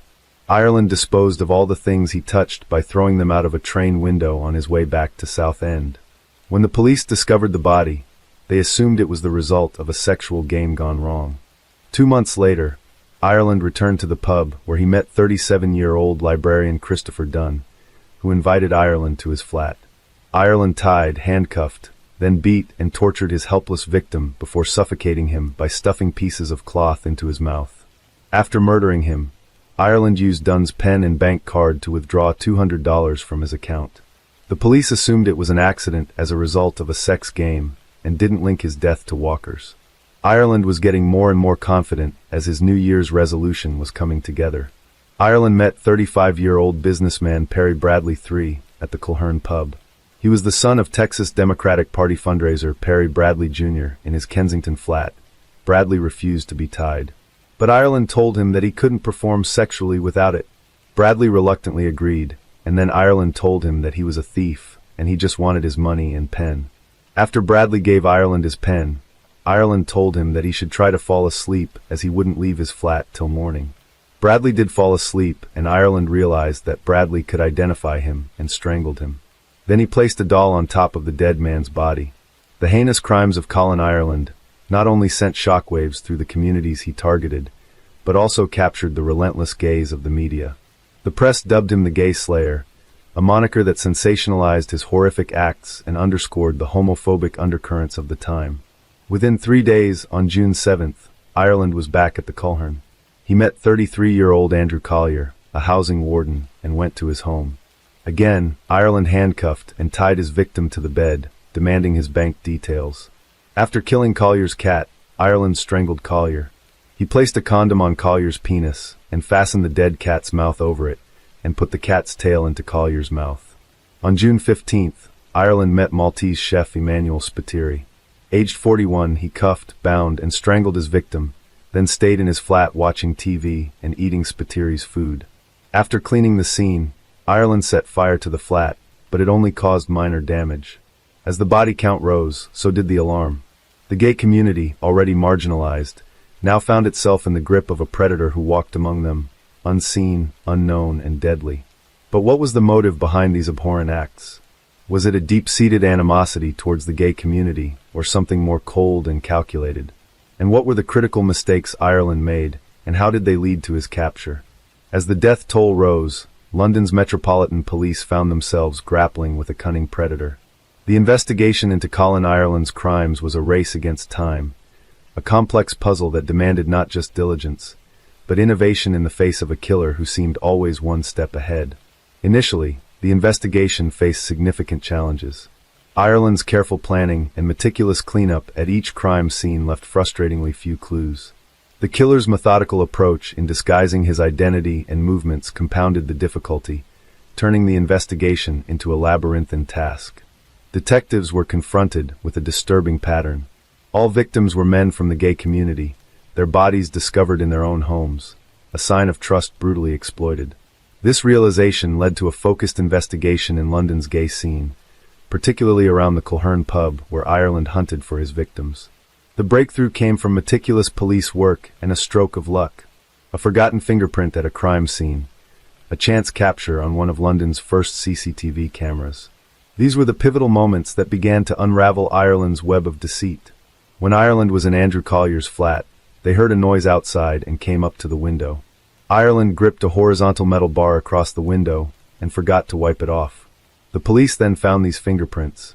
And finally, Ireland was captured on CCTV. Some witnesses said Spiteri left Culhern with a man. Then police traced his route home. His train journey went through Charing Cross Station, fitted with one of London's first CCTV cameras. Each piece of evidence was a precious key, unlocking parts of a puzzle that Ireland thought he had so carefully hidden. But what was it that finally led to Ireland's downfall? How did the police connect the dots in a case that seemed to defy resolution? The relentless pursuit of justice in the Colin Ireland case turned a crucial corner with a single seemingly innocuous phone call. Ireland, emboldened by his actions, made a call to the police, taunting them about his crimes. The day after Peter Walker's murder, having heard no news reports of his crime, he anonymously called the Samaritans and the Sun, telling them that he had murdered Walker and locked his dogs later. The police received a call from Dunn's killer, taunting them because they had failed to link his death to Walker's. In his next anonymous call to the police, he asked, after Collier's death, Ireland called Kensington police and said that he had killed 4 men and they had to stop him. He told the police that he had read many books on serial killers and said, he told the police that he had studied the FBI manual, that is, Whoever Fights Monsters, by ex-FBI agent and serial killer specialist Robert Ressler. I have got the book, he said. I know how many you have to do. Ireland later said that the TV crime series The Bill had also given him many of his ideas and police evasion methods. Forensic psychologist Professor Michael Brooks said, armed with this new evidence, the police intensified their efforts. A suspect started to take shape from the shadows. It was a breakthrough moment in the investigation, a lead that they desperately needed. On 19th of July, 1993, Ireland went to his solicitor. He said that he was on the CCTV, but that he had not killed Sputery. He went to his flat for sex, but there was another man. He didn't want a threesome and left. The investigation took a dramatic turn as law enforcement officers matched Ireland's fingerprint to the Collier crime scene. His arrest was a moment of triumph mixed with stark horror as the extent of his crimes came to light. Ireland's overconfidence combined with advanced police work and the critical clues helped bring the killer to justice. The capture of Colin Ireland was more than just the conclusion of a manhunt. It was a moment that brought some semblance of closure to the victims' families and a community shaken by fear. It also opened up vital conversations about the safety of marginalized groups. The trial of Colin Ireland was set to be a gripping chapter in British legal history, raising questions about the nature of evil and the psyche of a man who sought infamy through brutality. What revelations would his trial bring? A legal journey that would reveal the full extent of his chilling crimes was just beginning. The trial was a meticulous dissection of Ireland's actions, each day unraveling more about the man behind the murders. The prosecution presented a case built on a foundation of solid evidence. Ireland, facing overwhelming evidence, made a decision that stunned the courtroom. He confessed to his crimes, detailing them with a cold detachment that sent shivers down the spines of all present. His confession was not just an admission of guilt, but a hair-raising narrative of his calculated and brutal actions. Ironically, pleading guilty to all his murders and confessing, Ireland avoided the publicity he so deeply craved. The heart of the trial, however, lay in the stories of the victims. Their lives, tragically lost, remind us of the human cost of hate and prejudice. Were these 5 murders Ireland's only crimes? Or did he kill others? Serial killers often withhold some of their murders from the police to gain a sense of control over them, even in prison. In January 1993, soon after Ireland's resolution, the police found a dead gay man in his home in Soho. They believed this might have been done by Ireland. However, the gay slayer never claimed this crime. Along with his other victims, a perilous shadow loomed over Hollywood star Tom Cruise. In a chilling twist of fate, Cruise, then at the height of his career and married to Nicole Kidman, narrowly escaped a potentially fatal encounter. According to statements and police files that later surfaced, Ireland had spotted Cruise in a London bar in 1993. Driven by a perilous and misguided belief, Ireland falsely assumed Cruise to be gay and plotted to make him one of his victims. The killer's sinister plan was unexpectedly thwarted. Cruise, possibly sensing something amiss or merely coincidental in his timing, left the bar abruptly, eluding Ireland's grasp. Ireland's conviction was a foregone conclusion, but the sentencing phase was a crucial moment. The judge, in a powerful address, condemned Ireland's actions, emphasizing the gravity and premeditated nature of the crimes.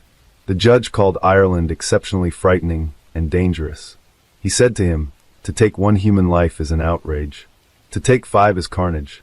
In my view, it is absolutely clear you should never be released." Ireland was sentenced to 5 counts of life imprisonment for the murders. But the story does not end with Ireland's conviction.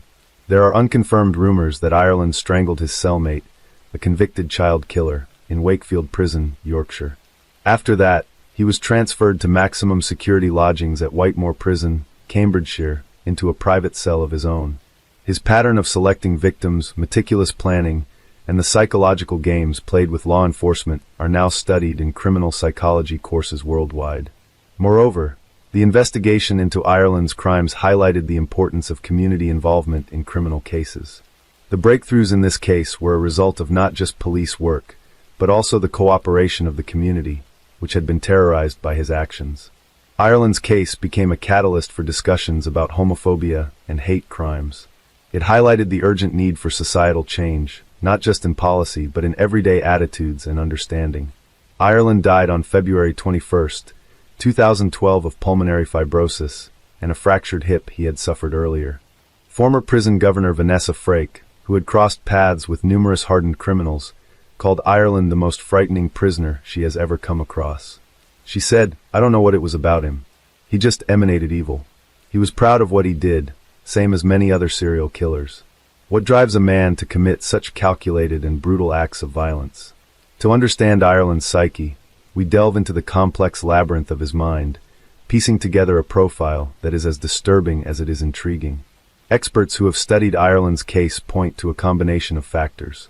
His troubled childhood, marked by instability and lack of a father figure, may have sown the seeds of his later behavior, but it was his deep-seated desire for recognition, a craving to leave a mark on the world, that propelled him into the abyss of serial killing.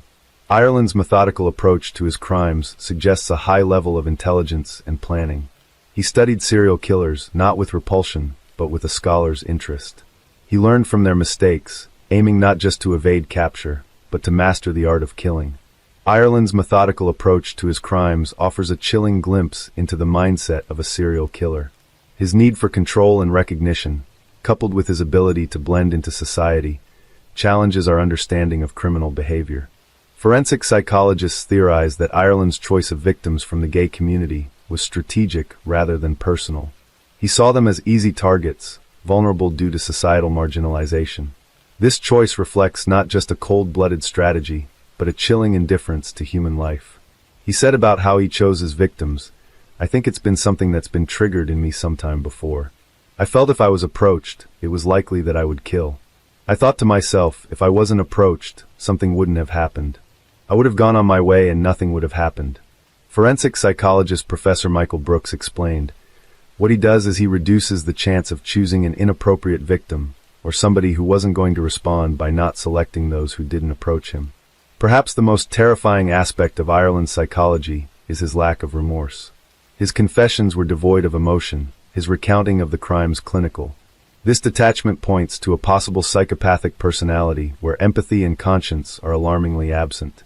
Detective Inspector Martin Finnegan said, "He was very factual about his acts, as if he was describing someone else's activities. Absolutely no compassion at all. I didn't detect much hatred.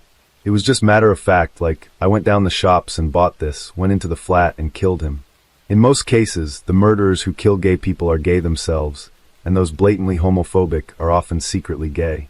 Was it really a plausible excuse for Ireland to give in to his secret emotions? Ireland compared the buzz of his first kill to that of losing his virginity. Maybe these hidden feelings brought this simile to his mind. Was Ireland just dishonest with himself and others, trying to hide what he really couldn't control? Ireland said he was heterosexual and didn't touch or have sex with the men he killed. However, it's difficult to imagine that at least 5 people invited him to his flat for sex, undressed, and let Ireland tie them without even a single kiss. Can a person even decide to become a serial killer as a career just for the sake of it, without any ulterior motives, and choose the specifics of his crimes by pure logic? Or is it something deeper? Or was theft the real reason of Ireland's crimes, and murdering his victims was a calculated move to prevent them from identifying him later? There's inconsistency in Ireland's story about the murder of Perry Bradley.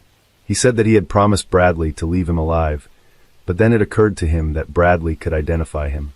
This narrative strongly contradicts with his whole intention of choosing his victims for murder to gain fame from becoming a serial killer.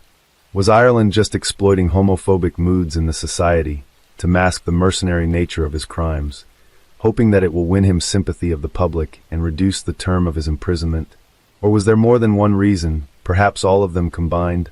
Tell me your thoughts in the comments below. Share your perspectives and let me know what other cases you'd like me to explore. Until next time, Coast to Mason 911. There's a body in my son's apartment. There's a what? A body. A dead body. A dead body. Except there's been some sexual activity. She's dead. There's blood from her head. There was blood from her head? Yes. On May 21st, 2010, a young woman was found murdered in the apartment of 26-year-old Army veteran Sam Hare. When Sam's father discovered the gruesome scene, they frantically dialed 911. Then I walk you to the bedroom, and that's where I saw a body, a large amount of blood. I immediately called 911. But Sam was nowhere in sight. Who was that woman and what happened to her? Was Sam on the run after killing her?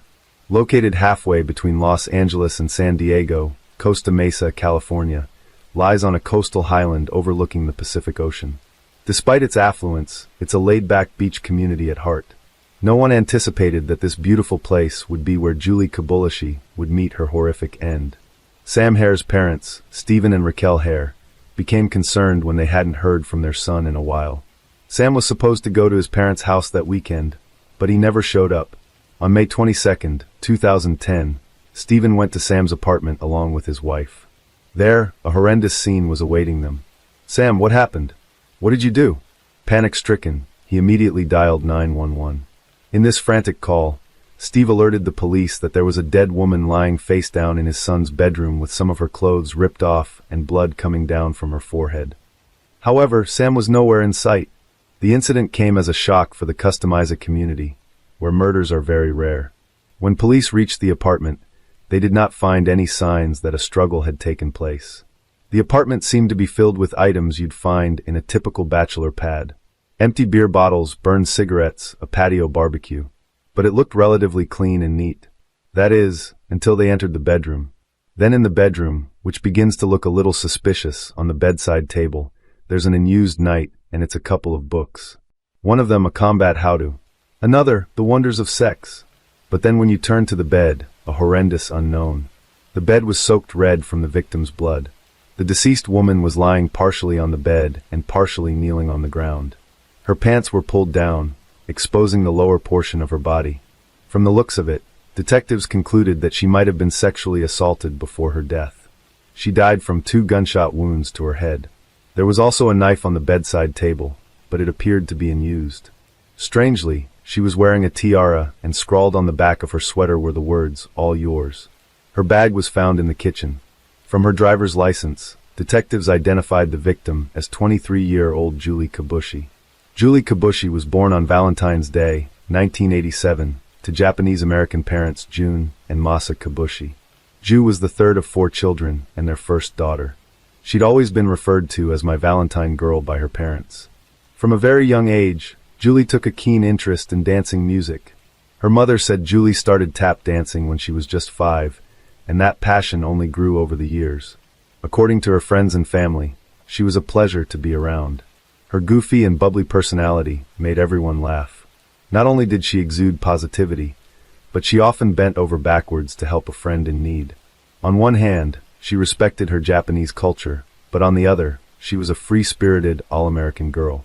After graduating high school from the Orange County School of the Arts, Julie went on to study fashion design at Orange Coast Community College. Here, she met 26-year-old Sam Hare, and the two became close. She also tutored him in anthropology. She did not know that her kindness would cost her life. After scouring through the crime scene, detectives tried to piece together what had happened to this bright and beautiful young woman. All signs pointed to Sam being her killer. It was, after all, his apartment that she was found in, and now he was nowhere to be found. It was time for investigators to take a closer look at Sam Hare. Samuel Hare was born on May 29, 1983 to parents Stephen Raquel Kalberman in Los Angeles, California. As the only child to his special education teacher father and stay-at-home mother, Sam was doted on. He was very close to his parents, visiting them often, even after he'd moved away. Although Sam's physical stature was big and strong, his friends described him as a big teddy bear. He was a fun-loving and easygoing guy.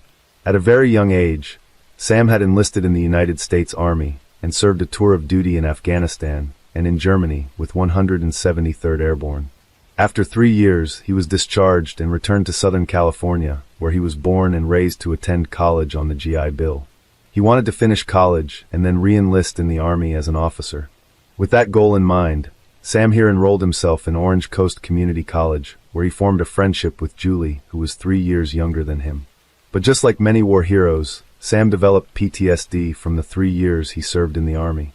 Had he somehow snapped and committed the crime in a moment of passion?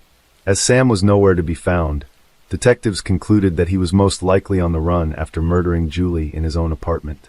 The suspicion only grew stronger when they found text messages on Julie's phone from Sam's number. At around 2:45 p.m. on May 21, 2010, Sam sent her a text saying he was going to help a friend and then head out to go to his parents' house. However, just 2 hours later, his tone changed when he sent her a couple of texts begging her to come to his place. From the tone of the messages, Sam seemed like a man in trouble. He was clearly upset about something. As a concerned friend, Julie agreed to meet Sam. She said she'd be there for him like a family. While Sam's family was dumbfounded by the findings and worried that his life was in danger, these texts made him look more guilty to the investigators. It showed that he planned for her to come over. Additionally, Sam's car and his passport were also missing from the apartment, leading investigators to believe that Sam was probably on the run. His passport was missing. His car was missing. A look at every legal and colonial case is as obvious if I say how he is a KBR killer. Yet investigators would soon find out that there was even more to this story. Flashing back to 8 years prior, in 2002, the then 18-year-old Sam Hare was charged with another heinous crime. He was accused of taking part, along with 17 other men and women, in the stabbing and beating death of 19-year-old Byron Benito in Canyon Country. Allegedly, on the night of January 15, 2002, Sam, who had been friends with Benito since childhood, picked Benito up from his house and led his unsuspecting friend to an area behind a mobile home park where he was attacked and killed by a group of suspected gang members. He was charged with murder. However, in the end, he was acquitted of those charges. But that didn't change the suspicion in the minds of the investigators. Although Sam's family did not believe in his guilt, investigators were almost certain that they were after the right person. As Sam was trying to use firearms, they considered him armed and dangerous and on the run. Believing that they had a dangerous killer on the loose, authorities put an APB out for Sam. Meanwhile, the Costa Mesa police began monitoring Sam's cell phone and credit card activities in an attempt to locate him. Cops got information that there had been 4 withdrawals made from ATMs in the days since his disappearance. His credit card was also used at a pizza delivery place in Long Beach, California, just 20 miles away from Sam's house. Police expected to see Sam on the surveillance cameras, but when the bank subbed them footage from the ATM cameras, they couldn't believe whom they were seeing. It was a teenager wearing a hoodie and a cap withdrawing money from Sam's bank account. Neither police nor Sam's parents were able to identify the kid. Investigators concluded that he was most likely helping Sam either to get away or to hide. Either way, Costa Mesa police were desperate to track him down. On May 26, 2010, they received information that his credit card had been used at another pizza delivery, and they set about tracking the delivery driver. After obtaining the delivery address from them, police headed to the address to apprehend Sam, thinking that they'd finally found his hideout spot.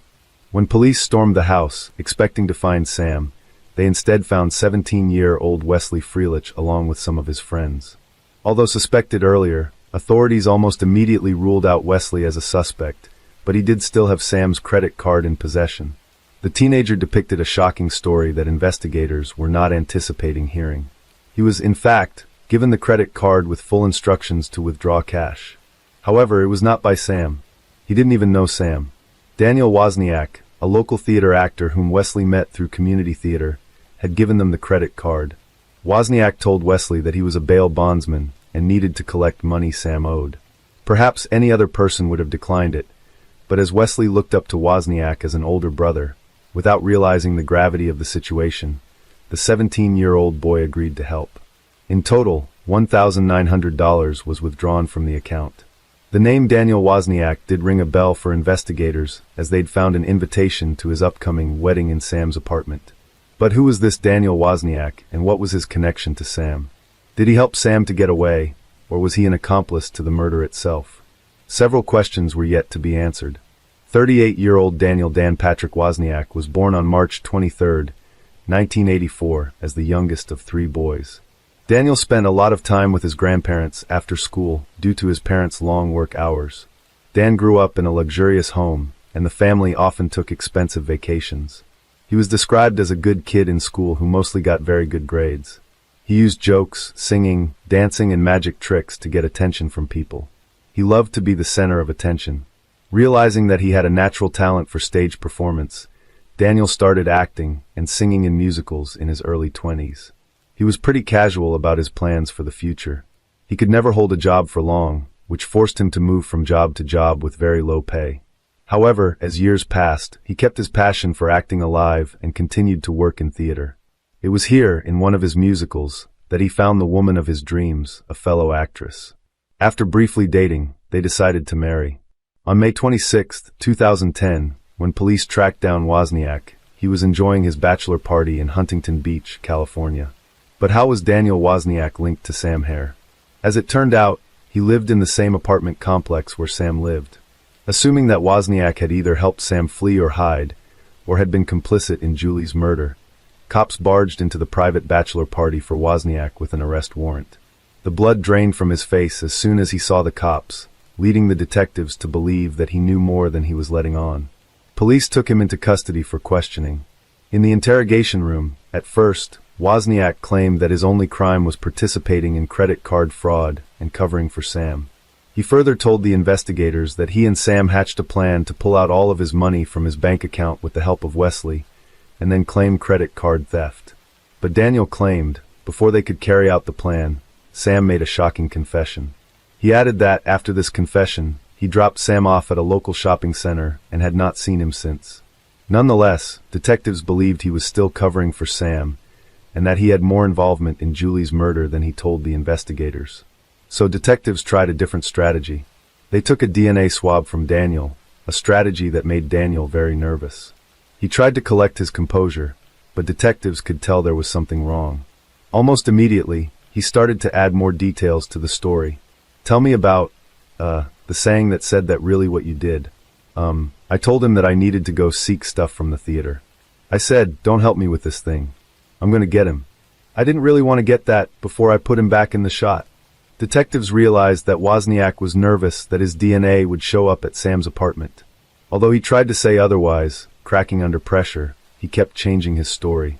After a long pause, Wozniak said that he knew about Julie's murder, and he helped him get away. When detectives reminded him that they had his DNA, he reassured them that it was not going to show up on Julie's body. He was still holding on to the fact that he had nothing to do with the murder. Detectives were expecting that Wozniak would reveal more details when he suddenly decided he was done with the interview. But with so much at stake, detectives could not let him go easily without knowing the full details. They told Wozniak that he'd be arrested for the accessory to murder charge if he did not come clean and give them full details. Wozniak had a lot at stake too. He had a wedding scheduled in just 48 hours, and he did not want to miss it. Under pressure, Wozniak started to crumble. The story yet again changed a bit. Seeing that Wozniak was about to break, detectives hastened the process by bluffing about the DNA. Although in reality, DNA test results wouldn't be back for weeks. Detectives claimed his DNA was found shockingly. He did not protest the claim. He rather said his DNA was on Julie's body because he was standing right over her body. As it turns out, Wozniak was not as good of an actor in the interrogation room as he was on the stage. As his lies fell apart, he dropped yet another bombshell. This was a major red flag for the detectives because only one gunshot wound was visible to the investigators at the crime scene. Only later, when an autopsy was performed, was it revealed that there was a second gunshot wound. This confession from Wozniak meant that he'd been there when she was killed, which made him an accomplice in the murder, and investigators could now officially detain him. Yet, even though Wozniak was in custody, detectives still had to find Sam, and Daniel refused to talk. While detectives were searching for any clues that could lead them to Sam Hare, sitting behind bars, Wozniak called his fiancée Rachel Buffett. Whether Wozniak knew those conversations were being recorded or not, he was about to get caught in his own web of lies. As Rachel chose freedom over love, she told him that she was going to call detectives with more information. Wozniak knew he had to talk to the detectives before Rachel could. Suddenly, he was in a panic, desperate to strike the deal with the detectives that he refused only hours before. But what he told the detectives this time was beyond their imagination. For the first time, Wozniak was ready to break down the timeline of his diabolical murder plan, which started with a simple favor from a friend. On the fateful day of May 21st, 2010, Wozniak asked Sam, who considered him a good friend, to help move some boxes at the Los Alamitos Theater attic in a local military base. While Sam was busy moving the boxes in the attic in a note-down position with his back turned to Wozniak, the cold-blooded monster pulled out a gun and shot him in the head once. Initially, Sam never knew what hit him. After realizing he'd been shot, he begged Wozniak to help him. Without a shred of hesitation, this merciless killer reloaded his gun and shot him a second time, killing him instantly. After killing Sam, he was still not finished. In a cold and composed manner, he did the unthinkable by texting Julie from Sam's phone and luring her to Sam's apartment. In the utmost callousness, he left Sam's body in the attic and went to perform his play, laughing, singing, dancing, as if he did not just murder an innocent man and lure another to the same fate. Later in the night, Wozniak snuck into Sam's apartment, and once Julie was inside the apartment, he showed her 2 chimes in the head. He then staged the crime scene to make it look like Sam fled after assaulting and killing Julie in his apartment. However, he still needed to make sure that no one found Sam. In desperation, he proceeded to commit one of the most depraved acts possible. He returned to the attic and dismembered Sam's hands and head in an attempt to conceal the deceased's identity. He disposed of them at a nearby park. But even after these heinous acts, seemingly without a care in the world, Wozniak once again returned to the theater. In several cast party photos detectives collected later, he can be seen laughing and joking with other members. But perhaps, the motive remains even more twisted than the murders themselves. It all boiled down to money. Loaded behind killing Sam was money and Sam. Wozniak always struggled with money and maintaining employment. At the time of the murders, he was behind 2 months in rent on the verge of getting evicted. Additionally, he had no way of paying for the grand wedding or honeymoon he planned. And that's when he learned of the $62,000 Sam had in his savings for his time served in the military. He killed 2 innocent people in cold blood so that he could have a grand wedding and enjoy an expensive vacation. If the confession was not enough, police found the evidence bag that Rachel talked about on the phone with Wozniak thanks to Wozniak's brother, Tim. Tim had instructions to get rid of the bag, but he instead threw it over the fence at his parents' house. That backpack was filled with incriminating evidence, including Sam Hare's financial details, passport, his bloody clothes, and most damning of all, the murder weapon. Wozniak's DNA was all over the items, suggesting that he, and he alone, committed the double homicide. There was a cornucopia of others, of the DNA, expeditial cases, the victim's financial information, everything a prosecutor could ever want. But, of course, that also led us to the murder weapon himself.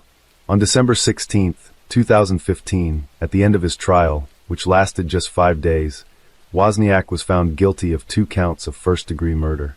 On January 11, 2016, after only 1 hour of deliberation, in what's described as one of the shortest death penalty deliberations, the jury recommended the death penalty to a very deserving Daniel Wozniak. On September 23, 2016, the judge sentenced him to death. It seemed like there was no end of deception in this case.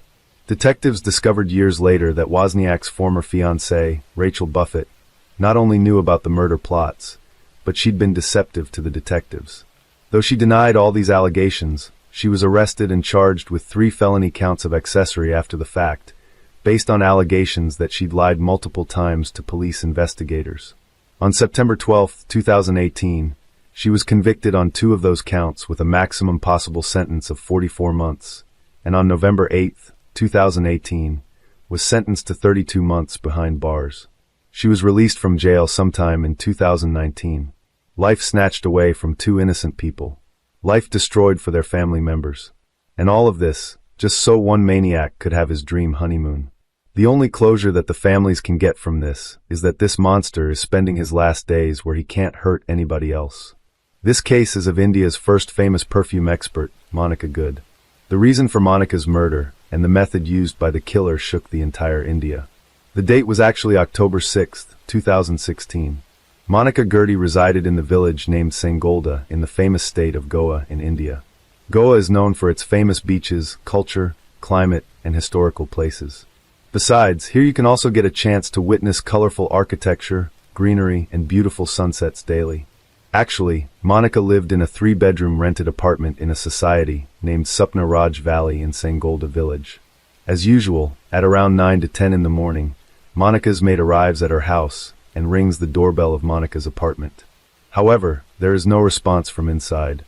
Then, the maid rings the bell again, but still no response.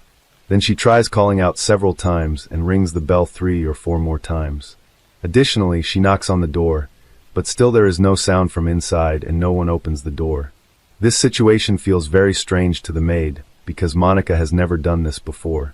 Feeling a little anxious now, she calls Monica's brother, Anand Gupta, who lives in Mumbai, and explains the entire situation to him. After this, Monica's brother Anand calls Monica's phone, but there is no response from the other end. He keeps trying to connect with his sister through calls, but Monica doesn't pick up the phone. After that, Anand calls Monica's neighbor, who lived in the adjacent apartment, and Monica had also left a duplicate key to her. Shortly after Anand's call, the woman arrives outside Monica's house with the duplicate key. She then opens the door with the same duplicate key, and as soon as Monica's neighbor and her maid enter the house, both scream because Monica was lying straight on the bed, and her hands were tied behind the bed, and there was no clothing on the lower part of her body. Additionally, Monica was not moving at all. Seeing all this, Monica's neighbor immediately calls the police. Soon after, the Goa police arrive at Monica's apartment with some lady police officers, an ambulance, and doctors. However, when some doctors cover Monica's body and check her pulse, it is found that Monica has passed away. Afterwards, the dead body is sent for post-mortem, and then the room is searched. The police searched the room, but the surprising thing was that there was no evidence of forced entry anywhere in the entire apartment. There were eggshells in the room, suggesting they had been eaten recently. Then Monica's purse was checked, but apart from some debit card bills, the police found no evidence in it. Now, to find evidence, the police consider examining all the CCTV footage in the society, but then they find out that there are no CCTV cameras installed in that society. Besides this, the police also question the people living in Supna Raj Valley. However, nobody has seen any suspicious person entering or leaving Monica's house in the past day. Nevertheless, the police also investigate from the angle of theft, but nothing was missing from Monica's flat that could indicate that this murder was committed for theft. Looking at all these things, the police believe that whoever murdered Monica had some information about her, because no one forcefully entered the flat and nothing was stolen from the house. However, Monica was married, but due to some disputes, she had been living alone for a year. Therefore, the police's suspicion first falls on Monica's husband, Bharath Ramanrutham. After that, the police interrogate him about this murder, but nothing comes to light during the interrogation that would make them suspect him. In fact, Monica was the daughter of a former judge in Mumbai, Ramesh Kurta, and she was initially a photographer, but later she started researching on perfumes. After this, in a short span of time, she became a successful perfume expert. Due to her profession, Monica was quite famous not only in her society, but also throughout the city, often seen hobnobbing with big businessmen. Therefore, as soon as news of Monica's murder surfaced, the entire state of Goa was in shock. At that time, this was the news running on every news channel in the country, and the public wanted to know who the mystery killer was. Meanwhile, Monica's post-mortem report also arrives, revealing that Monica died due to suffocation, and it also becomes clear that she was raped. Anyway, the police had investigated the case from every angle so far, but they had neither found any suspects nor any clues. But then, during the investigation that evening, a police officer suddenly remembers that they had found some debit card bills from Monica's purse, but they hadn't found any debit card during the entire search. Afterwards, the Goa police approached the bank regarding the bills of that debit card and request to check the transaction details of that card. It is found out that on the morning of October 6th at 6 o'clock, this card was used at an ATM in Porvorim area. Porvorim is merely 4 to 5 kilometers away from Supna Raj Valley. Following this, the police instruct the bank to keep an eye on this card and also scrutinize the CCTV footage of the ATM in Porvorim. The face of the boy who withdrew money from that card was captured on the ATM camera. Subsequently, with the CCTV footage in hand, the Goa police reached Supna Raj Valley. As soon as the local CBIS footage, they recognize the boy shown in the footage immediately and identify him as Raj Kumar, who used to be the old security guard here. However, he was fired from his job 2 months ago on charges of theft. For the Goa police, this was a major success because for the first time in this case, the police had a name and a face of suspect. Now, when the police check Rajkumar's background, they find out that Rajkumar, 21, is from Bathinda city in Punjab state, and there have been several theft cases registered against him before. The police had all the information about Rajkumar, but the challenge now was how to catch him. So to catch Rajkumar, the Goa police started waiting for the next transaction from Monika's debit card. Some time passes and suddenly, the police find out that recently, some money has been withdrawn from an ATM in Bangalore city using this card. Let us tell you that Bangalore city is about 370 miles away from Sangolda village. Upon seeing this, the Goa police immediately spring into action and contact the Bangalore city police. After that, Bangalore police checked the CCTV footage of that ATM, and Rajkumar's face was clearly visible in the footage of that ATM as well. Following this, Bangalore police took Rajkumar's photo and began questioning all hotels and lodges around that ATM. After a while, a man at the reception of one hotel recognizes Rajkumar's photo and says, "Yes, a man with this face is staying in our hotel, but he has gone out for some work right now." Afterwards, some police officers dressed in civilian clothes stand outside the same hotel, waiting for Rajkumar to arrive. But as soon as Rajkumar returns to the hotel after a while, the police officers recognize him and apprehend him. Now, because the police officers were in civilian clothes, Rajkumar doesn't even recognize them. Just like that, on October 8, 2016, 2 days after Marnika's murder, Rajkumar is arrested from a hotel in Bangalore. Then Goa police are contacted. Afterwards, the Goa police arrive in Bangalore and take Rajkumar to Goa with transit remand from the court. Now the interrogation begins, and due to the firm questioning by the police, Rajkumar admits to killing Marnika. When the police ask him why he did it, he narrates his entire story to the police, and the story goes something like this. Actually, in the month of June, 39-year-old Marnika decides to shift to Goa for her perfume business, for which Marnika starts looking for a rented flat, and on June 7, 2016, she reaches Supnaraj Valley to see a flat. At the society's gate, Marnika meets security guard Rajkumar, and the society's management had already called Rajkumar beforehand, informing him that a woman would come to see a flat, so show her the flat. Afterwards, Rajkumar shows Marnika the flat, and after seeing it, Marnika leaves from there. But what happens here is that during showing the flat, Rajkumar falls in love with Marnika unilaterally. Now day and night, he kept thinking only about Marnika. About 4 to 5 days pass like this, and then one day Rajkumar becomes very happy, because that day Marnika had come to shift to Supnaraj Valley with her belongings. After that, Marnika tells Rajkumar that the flat he showed her, he has taken that flat. Now because Rajkumar was very happy, he himself, with the help of 2 people, delivers Marnika's belongings to her apartment. Rajkumar does this because he wanted to see Marnika repeatedly, but because he was a security guard, he didn't get many chances to see and meet Marnika. But then one day an idea comes to his mind, and he goes to his manager and says that he wants to do the cleaning and maintenance work of the society's cars along with his duty, because he is in desperate need of money. After hearing Rajkumar's need, the manager also agrees to his proposal, because he thinks that this way Rajkumar will earn some extra money, and the needs of the people living in the society will also be fulfilled. However, Rajkumar had something else in his mind, and after this, he goes straight to Marnika's apartment. After that, he tells Marnika that now he can also clean her car, but it will cost her some extra money. Marnika also agrees to this because she didn't have enough time to do household chores while handling her business.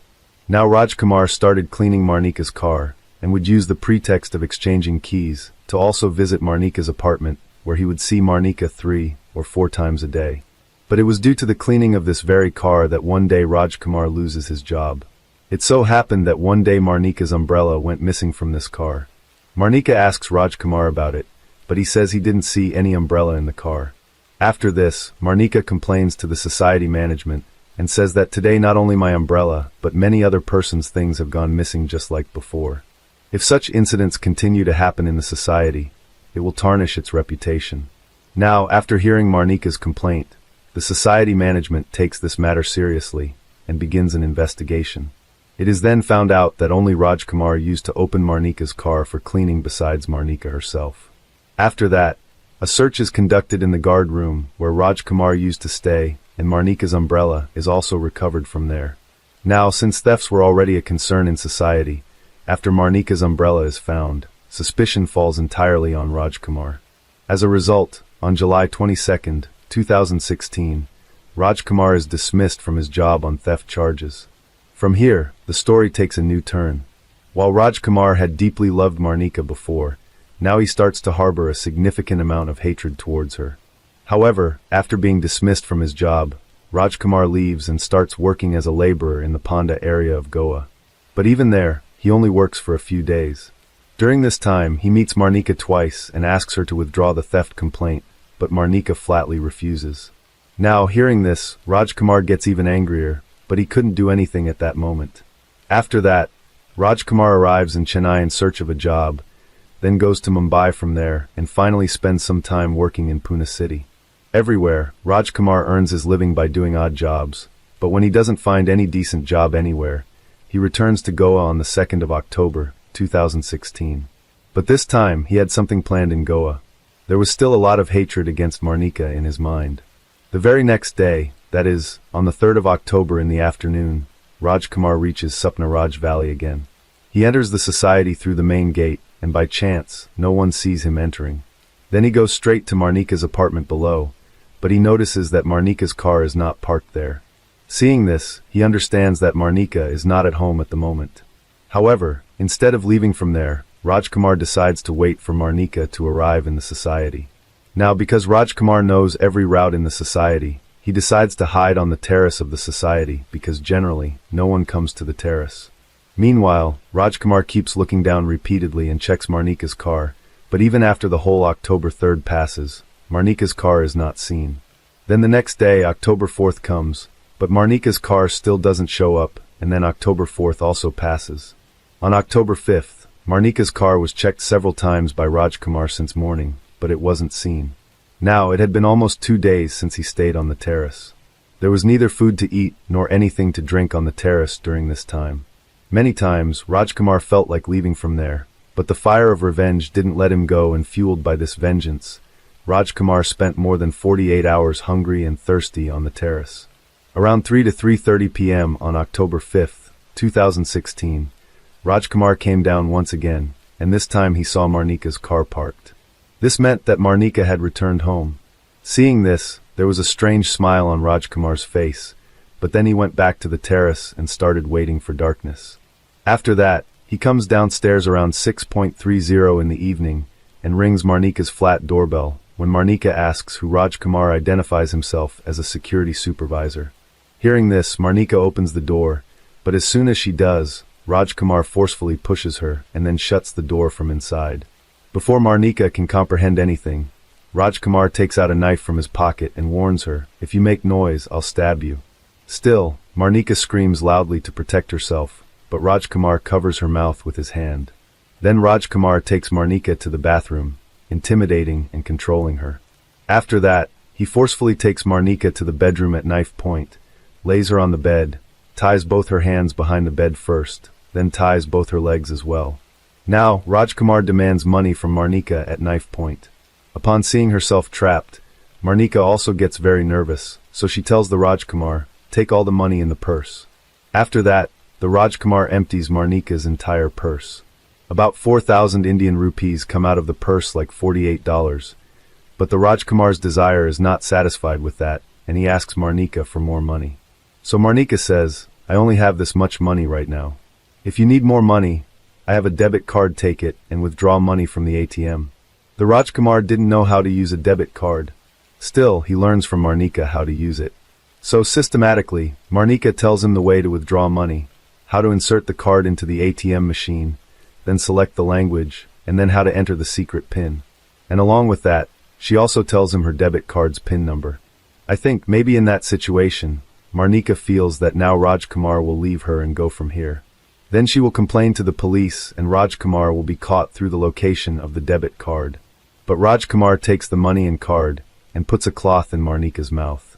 After doing all this, he now knew that Marnika could not do anything. So he leaves from there with great confidence and then goes to the kitchen. He takes out water from the fridge, boils the eggs, eats them with great ease, and there was no hurry for him. He was eating and drinking with great comfort, because he knew that Marnika lived alone in that flat. Now, he also takes out ice cream from the fridge and eats it. Besides, he also eats chocolate, meaning that all the hunger and thirst he had been suffering for 2 days on the terrace is satisfied now. It was around 12 o'clock at night by all this. When his stomach is full again, he returns to Marnika. He takes her phone, although it was locked, but Rajkumar's unlock it by forcing Marnika. Then, Rajkumar opens an adult site on her phone, and forcibly shows her 3 adult videos. Feeling all this, Marnika becomes even more anxious because she realized that Rajkumar was not going to let her go now. Then, Rajkumar unties the rope from Marnika's legs and removes all the clothes from her waist down. Then, he fulfills his desire that had been in his mind since the first day he saw Marnika. It was nearly 2 a.m. Rajkumar had been in Marnika's apartment for almost 8 hours when Rajkumar's desire was filled. He gets nervous for the first time when the question arises in his mind whether Marnika knows him well, and if he leaves Marnika alive, she will tell the police about it, and then the Rajkumar will be punished. So, the prince lifted a pillow from the same bed, and began to suffocate Marnika's mouth, and kept pressing until she died. Then, the Rajkumar got up from there comfortably, and went to the bathroom again. After that, Rajkumar shaved his beard. Then he bathed.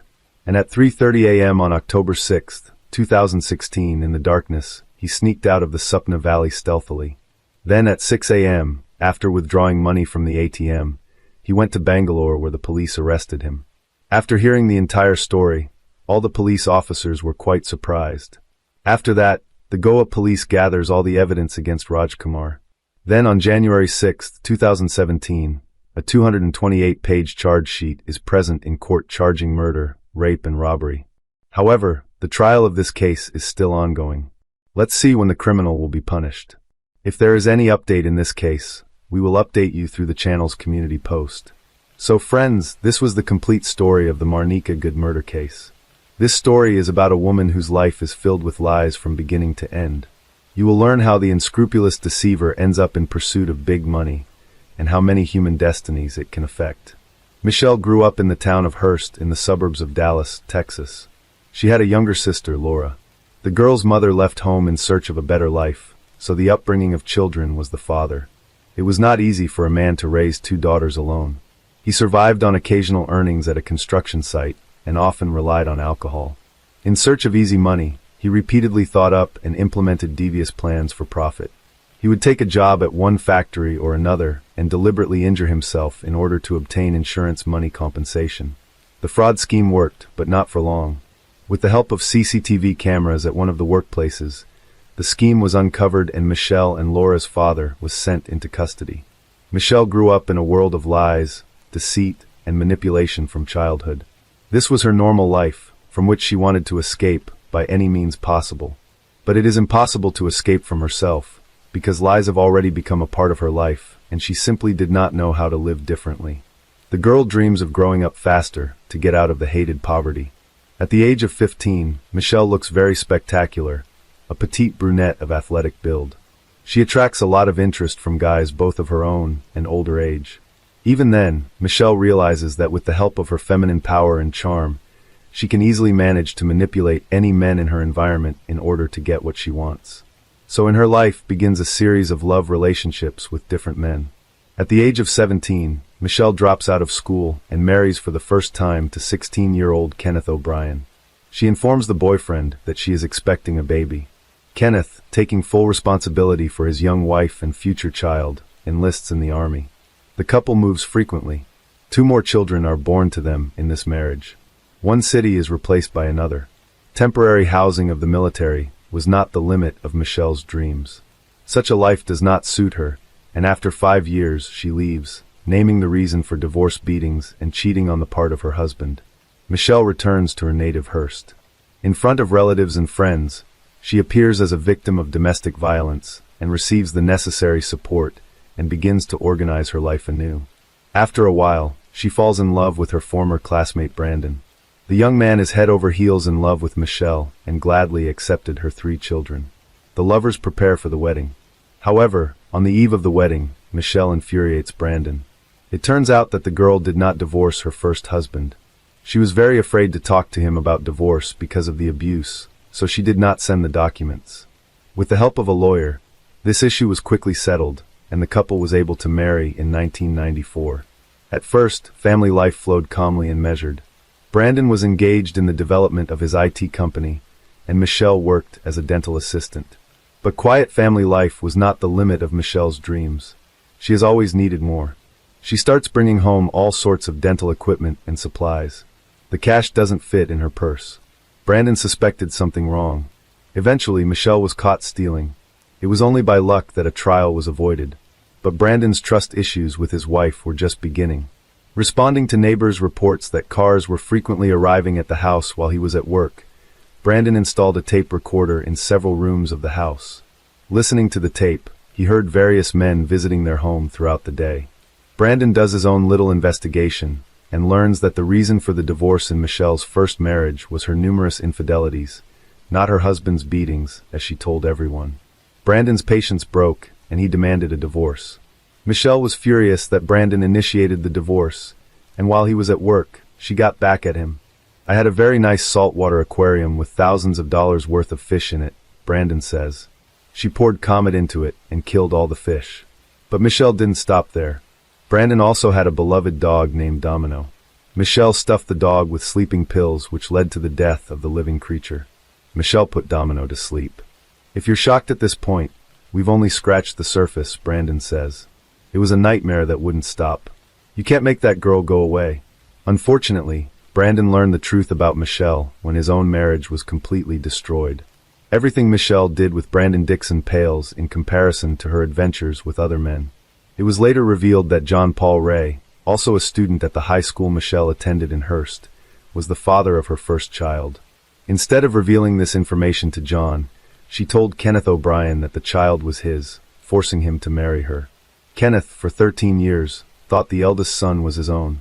John later told police that Kenneth paid child support from age 5 to 18 and did not know he was not the father. After Brandon and Michelle divorced, she moved in with John, the father of her first child. They lived in a common-law marriage for 8 years. Their relationship came to an abrupt end when John began to suspect his wife of cheating. Michelle didn't deny it. She confirmed the affair on the side. John moved out, leaving most of Michelle's possessions. Michelle's next love was Greg Williams. They were both not so young anymore. Both had a history of past marital failures. The man was married twice and had a daughter. After Greg and Katie divorced in 2003, the couple agreed to share custody of their common daughter, Taylor.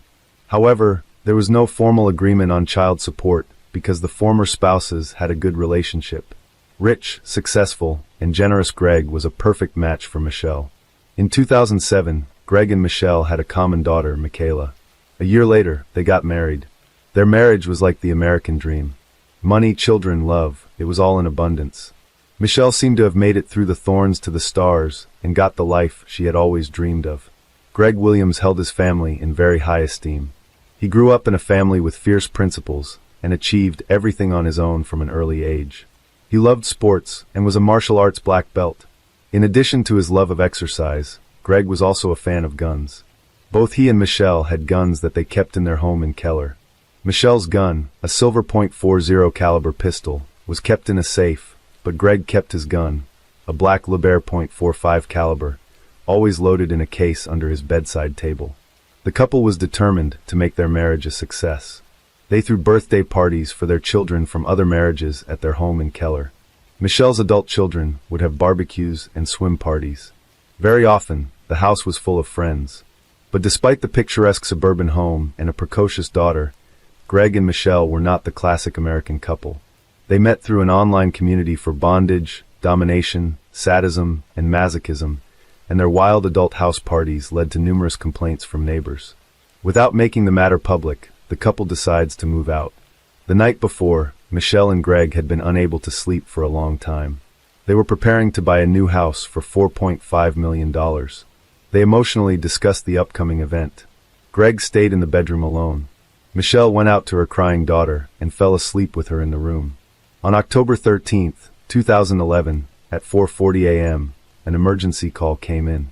A crying woman screamed into the phone that she and her husband had been attacked by a robber. She was injured, and her husband had been shot.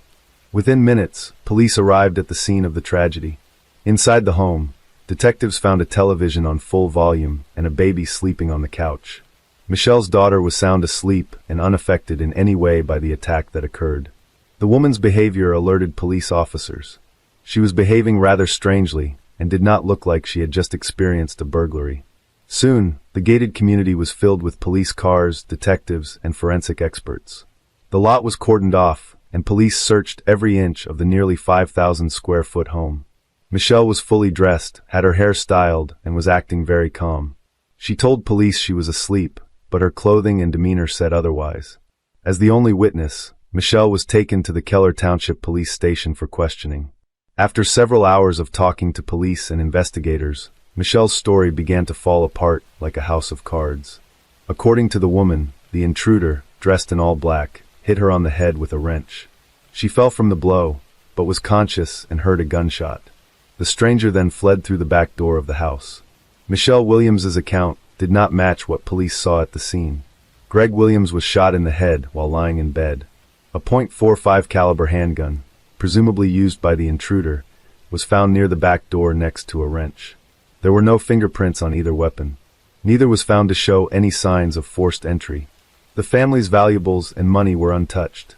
Examined CCTV footage from a neighbor's camera showed that only one car had entered the gated community in the hours before the crime. Police confirmed that the car belonged to a newspaper delivery man. To confuse the investigation, Michelle came up with a version of the attack. She hit herself with a wrench and made their large house look like the scene of the attack. But detectives did their due diligence and noticed a number of details that didn't add up. Michelle Williams was fully dressed. Her hair was styled, and she had fresh makeup on her face. It gave the impression as if she was waiting for someone. The gun used during the crime was found in the house without any fingerprints. And the final detail that proved Michelle's lie was the $20,000 in cash that was not stolen in the robbery. Michelle had no explanation for why a successful businessman and devoted father decided to take his own life. But she was able to explain her behavior. Michelle claimed she wanted to spare their young daughter the bitter truth about her father's self-inflicted death. She admitted to police that she wiped down the gun and washed Greg's hands to cover up fingerprints before desperately staging a home invasion and calling emergency services. As bizarre as that explanation was, it became obvious to police why no evidence was found in the house. Michelle admitted to wiping the crime scene with bleach and hitting herself in the face with a wrench to present a more realistic picture of the attack. From the beginning, Keller police doubted the credibility of Michelle's testimony. But at the time, no physical evidence was presented linking her to the crime. Michelle was arrested for perjury, but was soon released home. Around 5 p.m. on the evening of her husband's murder, Michelle went to her sister Laura's home and did not mention the late Greg's name once during the evening.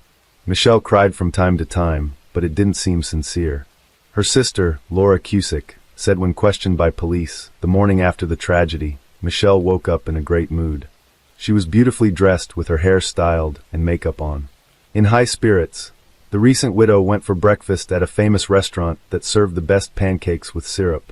While the police were looking into the theory that Greg had taken his own life, struggling to find a motive and obtain credible evidence of it, Michelle herself presented the investigation with first a motive and then evidence of her guilt.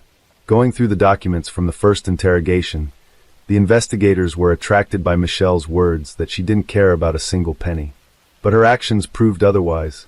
After Greg's death, Michelle quickly begins liquidating assets from family companies and spending large sums of money. She cashes checks through Greg's IT company. The amount of checks cashed is not disclosed anywhere. In all likelihood, we are talking about a lot of money. After receiving cash from the sale of the Blueberries frozen yogurt store in Keller, Michelle made one of her biggest blunders. She went to the insurance company, hoping to get a payout on Greg's life insurance policy. Michelle was the sole beneficiary on Greg's life insurance policy, which was taken out on August 12, 2011, almost exactly 2 months before he was killed. But one important fact the woman missed: according to the terms of the insurance policy, Greg's death was not an insured event, because he left his life voluntarily, and at the last moment, she was denied the money. The desire to get the insured sum of $600,000 was the main motive for the crime. Later, another important fact of financial fraud comes to light that casts suspicion on the widow. Fictitious financial documents for a mortgage loan were used to purchase the house that Greg and Michelle had been preparing for on the eve of his death. The account numbers were intentionally changed, and the lender did not immediately notice the elaborate fraud. When Greg died, Michelle canceled a meeting with the mortgage company, and the fake account was not discussed until it caught the attention of the police. Michelle, confident of her impunity, writes a check for $18,000 to attorney Kenneth Wincorn and takes a week-long vacation to Grapevine with her children. During the 3-month investigation into Greg Williams' death, police were able to unravel his wife's web of deceit. An autopsy was performed on Greg, which proves that the man was shot from a range of 12 to 18 inches. Moreover, the toxicology examination conducted provided a report proving that Greg had a large dose of sleeping pills in his system at the time of his death. Also, the police determined that there was no assault on the house. Mrs. Williams sedated her husband and shot him from a foot away after turning up the volume on the television. Daughter Michelle, who was asleep in her room, did not hear anything. On November 3, 2011, based on the Tarrant County Medical Examiner's report, Greg Williams' death was officially ruled a homicide. Michelle Williams was arrested on January 9th as she was on her way to a fitness center. She was charged with murder, tampering with evidence, and making a false statement to police. Michelle was both the only witness to the crime and the only suspect. Bail was set at $522,000 to be released from custody pending a court hearing. But Michelle spent a week in custody and was released on $85,000. Dressed in gym clothes, Michelle walked out of jail with a GPS monitor and under the arm of attorney Kenneth Wincorn, who was now officially representing her. Greg's first wife, Kathy, was furious when she found out that attorney Wincorn was defending Michelle. That money she paid him was part of Greg's estate, and it should never have gone to pay the legal bills of the woman who was accused of killing him. Online court records list Kenneth Wincorn as the attorney for Kathy and Greg's divorce in 2003, and Wincorn's name and signature appear on legal documents regarding the custody agreement for their shared daughter, Taylor, in 2008. However, Kenneth Wincorn's defense of collusion with Michelle Williams will be exonerated by providing evidence. The divorce was handled by his company, and he personally never represented Greg. Kenneth Wincorn said he first learned of Greg's murder from an IT company employee. It was very shocking, Wincorn says, adding that Michelle later sought his help. After her plot to cash in on Greg's death is foiled, Michelle Williams changes her name to Shelley and appears as a fitness guru hoping to start a new life. On Facebook, Shelley publicly announced her relationship with Gene Wallace, a friend of her oldest son, a man nearly 15 years younger than her. Shelley and Gene opened a fitness club in Bedford and heavily promoted it online. Armed with an ankle bracelet with a GPS tracker, Michelle spent the next few months enjoying her new boyfriend, fitness classes, and court hearings. She often appeared in court dressed for a night out on the town, wearing mini skirts, knee-length boots, and deep-cut blouses. She never mourned Greg's death for a second, says Greg's ex-wife, Kathy. Rob Conover was friends with Greg Williams for more than 20 years and attended many of Michelle's hearings. He recalls how she deftly manipulated police officers at the courthouse, making them see her as an innocent woman in need of protection. On October 9, 2013, 45-year-old Michelle Williams took a plea deal with the county and pleaded guilty to tampering with evidence and deadly conduct. She will receive 18 years in prison for tampering with evidence and for deadly dangerous conduct, a third-degree felony that only exists in a few states. Although Michelle admitted that she cleaned the gun in Greg's body, the absence of her DNA at the scene raised doubts about whether the first-degree murder charge would stick. Things can go differently. Play big. Win big or lose big, Michelle said in an interview. With the plea bargain, I expect to do a couple years, and after that, I'll be out on parole. But in February 2014, Michelle Williams, in an interview, suddenly changes her testimony and says she is not guilty of the crime. The judge immediately rescinds the plea bargain and sets a date for the first trial. Opening arguments have begun in the trial of a Texas woman dubbed by the media as Keller's Black Widow, who was accused of intentionally targeting her husband in 2011 for an insurance payoff. Michelle Williams, 45, was charged with the crime. In court, prosecutors described the crime as a clearly planned scheme of acts to profit from Greg's substantial life insurance policy. In their opening statement, Prosecutors told jurors that Mrs. Williams shot her husband in the head after drugging him with sleeping pills beforehand in order to collect on his life insurance policy. The motive was money, time-tested money, greed, Assistant District Attorney Jack Strickland said in court. Although Michelle admitted that she cleaned the gun in Greg's body, the absence of her DMA at the scene raised doubts about whether the first-degree murder charge would stick. In response to an interview request, Michelle's attorney released a statement on her behalf. Attorney Kenneth Winkhorn described the difficulties in the case caused by the spotlessly clean crime scene. The prosecution struggled to prove a premeditated crime, disregarding the fact that there was no DMA from the suspect. In repeated searches, cleaning products were found, but it stands to reason that Michelle's fingerprints were on them, since the products were in the house where she lived and did the cleaning. If the jury concludes that Michelle tampered with evidence of Greg's death, making it look like the man had spontaneously passed away, and then cleaned up the crime scene by hiding evidence, and then lying about it, she will get a life sentence. But if Michelle is sentenced as scheduled on April 21st, no jury will ever get a chance to hear the whole story and decide on the appropriate punishment.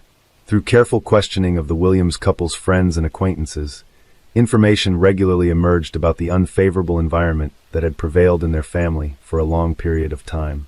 According to the studied correspondence in social networks and messengers, it was found that the couple quarreled very often, and the reason was finances.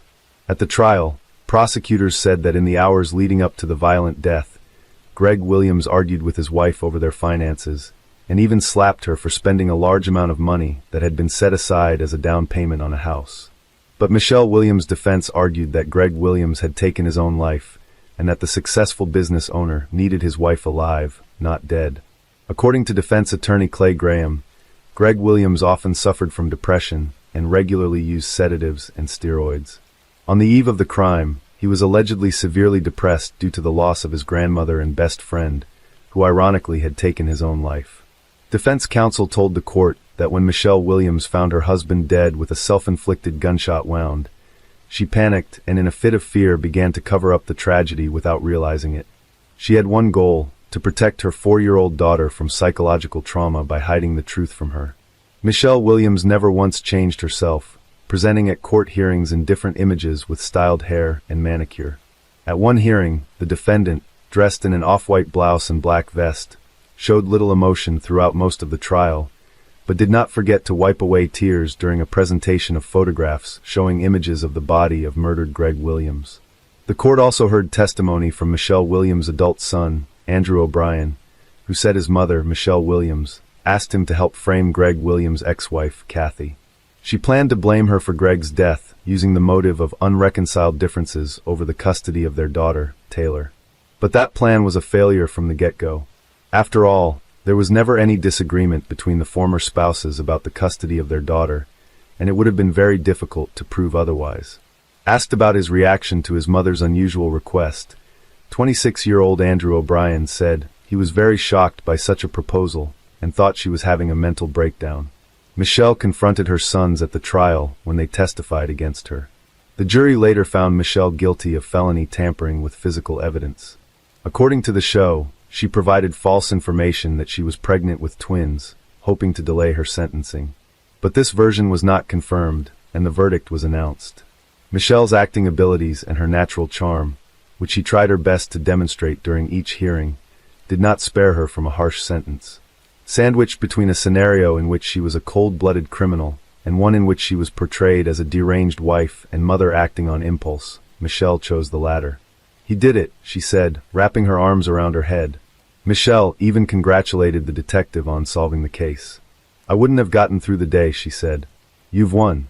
Even before the police admitted to doubting Michelle's story, few believed Greg had lost his life.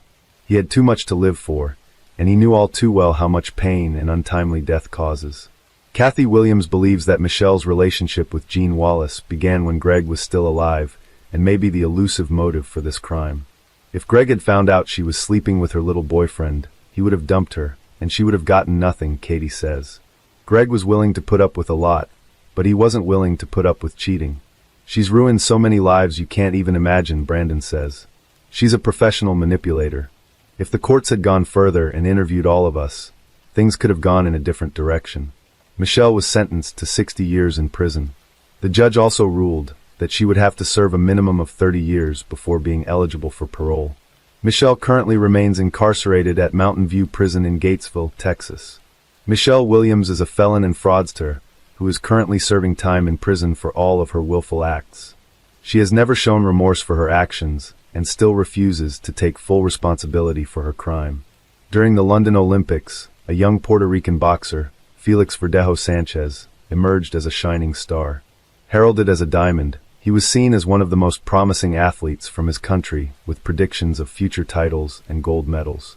Everyone believed that this talented and driven young man would reach incredible heights in the world of sports. In 2021, Felix Verdejo's name resurfaced in the global media, but this time, it was in the crime section. The story revolves around a teenage romance that grew into an obsession, ultimately leading to a horrific tragedy. This tale also highlights how the 2014 Knockout of the Year recipient, praised and promoted by two-time Olympic champion Vasyl Lomachenko, narrowly avoided a death sentence and was sentenced to life imprisonment instead. Despite overwhelming evidence and his accomplice's confession, Verdejo continues to deny any guilt. Born on May 19, 1993, in San Juan, Puerto Rico, Felix grew up in a modest, large family and had a passion for sports from an early age. Initially, he planned to pursue a career in baseball, but a pivotal incident changed his path. At 9 years old, after a quarrel and fight with a visiting friend's son, Felix's father suggested he take up boxing if he wanted to fight. Felix fell in love with boxing from his first training session at the local gym. By 16, Felix won the Pan American Junior Championships, followed by his country's championship a year later. In 2012, he reached the quarterfinals at the London Olympics, marking the start of his impressive professional career. Verdejo had 29 fights, securing 27 victories.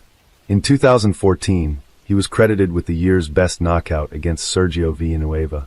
A year later, Felix won his first championship belt, the WBO Latino title, which he defended 6 times over 2 years. His skill and talent left no doubt that he was destined for greatness in boxing history. Keishla Rodriguez, born in November 1993 in San Juan, had a similar background. Her full name was Keishla Marlene Rodriguez Ortiz. She grew up in a close-knit family with her parents, Jose and Kayla Rodriguez, her sister, Beryl Nicole, and her half-brother Jonathan. Keishla was outgoing, excelled in school, and loved animals, aspiring to be a veterinarian. Her sister, Beryl, was her confidant and best friend. Keishla and Felix attended the same school and developed a romantic relationship in their teenage years. When Keishla's parents divorced in 2011, her mother moved to Florida, but Keishla and her sister remained in San Juan, staying closely connected. At 18, the promising boxer Felix, who had already competed in the Olympics, began dating Elisa Maria Santiago Sierra, a young aspiring model. Despite being in a relationship with Elisa, Felix continued seeing his childhood friend, Keishla. Keishla's sister and mother knew about the affair and disapproved of it, recognizing the complexity of the situation. Elisa believed she was Felix's one true love and future wife, while Keishla, aware of Felix's engagement, found herself unable to break away from him. Felix's relationships were tumultuous, marked by his rising fame and the constant attention from admirers. Despite his serious relationship with Elisa, he could not let go of Keishla. This love triangle, filled with deception and emotional turmoil, ultimately led to a tragic conclusion. The once promising star of Puerto Rican boxing, who seemed destined for greatness, ended up in the criminal chronicles, his legacy forever marred by the events that unfolded in 2021. On top of that, he was her first great love, and deep down, the naive girl herself still hoped to be the one. In 2016, the boxer did marry the young Elisa, who at that time was barely 19 years old. Elisa, by that time, was already quite a famous model, had tens of thousands of followers in social networks, and also opened her own beauty studio for eyelash extensions. In August of the same year, just a few months after the wedding, the athlete got into a serious car accident when he was rushing on his motorcycle. He was taken to the hospital in serious condition with head injuries, bruises, and lacerations. His trainer, Ricky Marquez, seriously feared that his talented charge would go off the rails at the height of his career. But Felix, contrary to the disappointing prognosis, made a rapid recovery and soon returned to the ring. In September 2019, The boxer published in his profile in the social network a picture with Elisa, who was in a large term of pregnancy. In the comment to the photo, he wrote, "Soon I will meet my daddy's princess." And a month later, he announced the birth of a daughter who was given the name Miranda Verdejo Santiago. The young man in public looked like a loving husband, caring father, and an exemplary family man. But secretly from his wife, he continued to meet with Kishla, who could not let go. As Elisa later admitted, she guessed that her husband was cheating on her. But every time, he tearfully vowed to leave his mistress. Kishla repeatedly tried to break off this painful relationship, but Felix would not let her go. She had no other men, because the boxer threatened that if he found out about the fact that Kishla had someone, not good for her and her chosen one, Kishla herself, who had fallen in love with Verdejo since high school, continued to love him despite everything. Rodriguez, as planned, connected her life with the care of animals and got a job at the Center of Veterinary Medicine and Aesthetics. Colleagues described her as conscientious, hardworking, and very responsible. She lived with 2 dogs and a cat, which she simply adored. In 2020, Elisa discovered the correspondence of her husband with several mistresses, including Kishla. The wife gave her husband a scandal and threw him out of the house, threatening that she would file for divorce and forbid him to see his daughter. Elisa's threats had an effect. In addition, in the career of the athlete at that time, there was a serious decline and unnecessary problems where he did not need. For a while, he really stopped seeing Rodriguez, but Felix still did not let her go, trying to control almost every step Kishla. After a few months of secret visits resumed, and in April 2021, Kishla discovered that she was pregnant. She bought a rapid test at the drugstore, which only confirmed her fears. She first called her sister, who was aware of her complicated relationship with the athlete, and told her everything. It was out of the question to have an abortion, because Kishla was already 27 years old, and she was ready to have a child, even if she had to raise it on her own. A few days later, Kishla broke the news to the father of her child, hoping in her heart that he would accept it. But Felix was not happy, to put it mildly.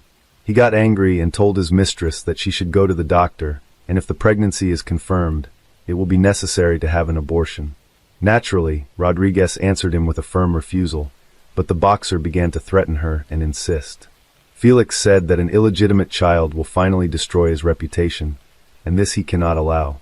After Kishla's visit to the hospital, her pregnancy was confirmed, and she now had a certificate to prove it. She called Felix and told him everything, which made him furious. Felix shouted and demanded that Kishla immediately get rid of the child, but she again responded with a categorical refusal. Then the athlete decided to go on the sly, saying that he did not believe her and wanted to personally look at the issued medical certificate. He appointed Kishla a meeting in the evening in a crowded place, which did not surprise her, because they always tried not to draw attention to themselves and did not get in front of anyone.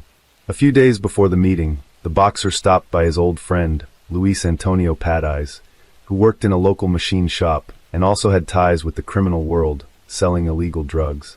Felix briefly outlined the situation and asked him to help him get rid of his pregnant mistress. Luis had previously been in the field of vision of the police, and the prospect of being in prison scared him, but the athlete was persistent, assured that everything would go smoothly and the police will never come out on them. Besides, Felix promised him an impressive cash reward and Luis agreed, with the support of an accomplice. Felix called Kishla and told her that he wanted to meet her on the evening of April 29th to confirm her pregnancy and decide what to do next. Immediately after talking to her lover, Kishla called her sister back and told her everything. She still had hope that Felix would accept her child and would not insist on an abortion. But barely saw this situation is quite alarmed. She knew that the boyfriend had threatened her sister, and she was worried that he wouldn't do anything to her. Berlice called her mother and shared her concerns, but even together they could not dissuade Kishla from that fateful meeting.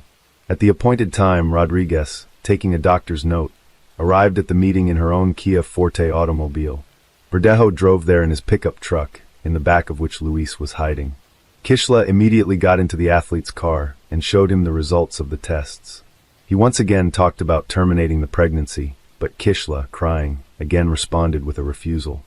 Against this background, the couple began to quarrel violently, turning to shouting. Then Felix suddenly hit Kishla in the head with his fist, from which she immediately lost consciousness. Until Kishla regained consciousness, Felix took a syringe with a large dose of illegal substances hidden in the glove compartment of the car, which Luis had obtained at his request, and injected Kishla. Then, together with his accomplice, they carried her to the back of the car, where there were already prepared pieces of wire and a concrete block.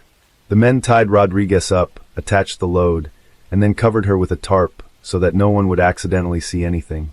Felix then returned to the pickup truck while his accomplice got behind the wheel of Kishla's vehicle. Together, they drove to the bridge over the San Jose Lagoon.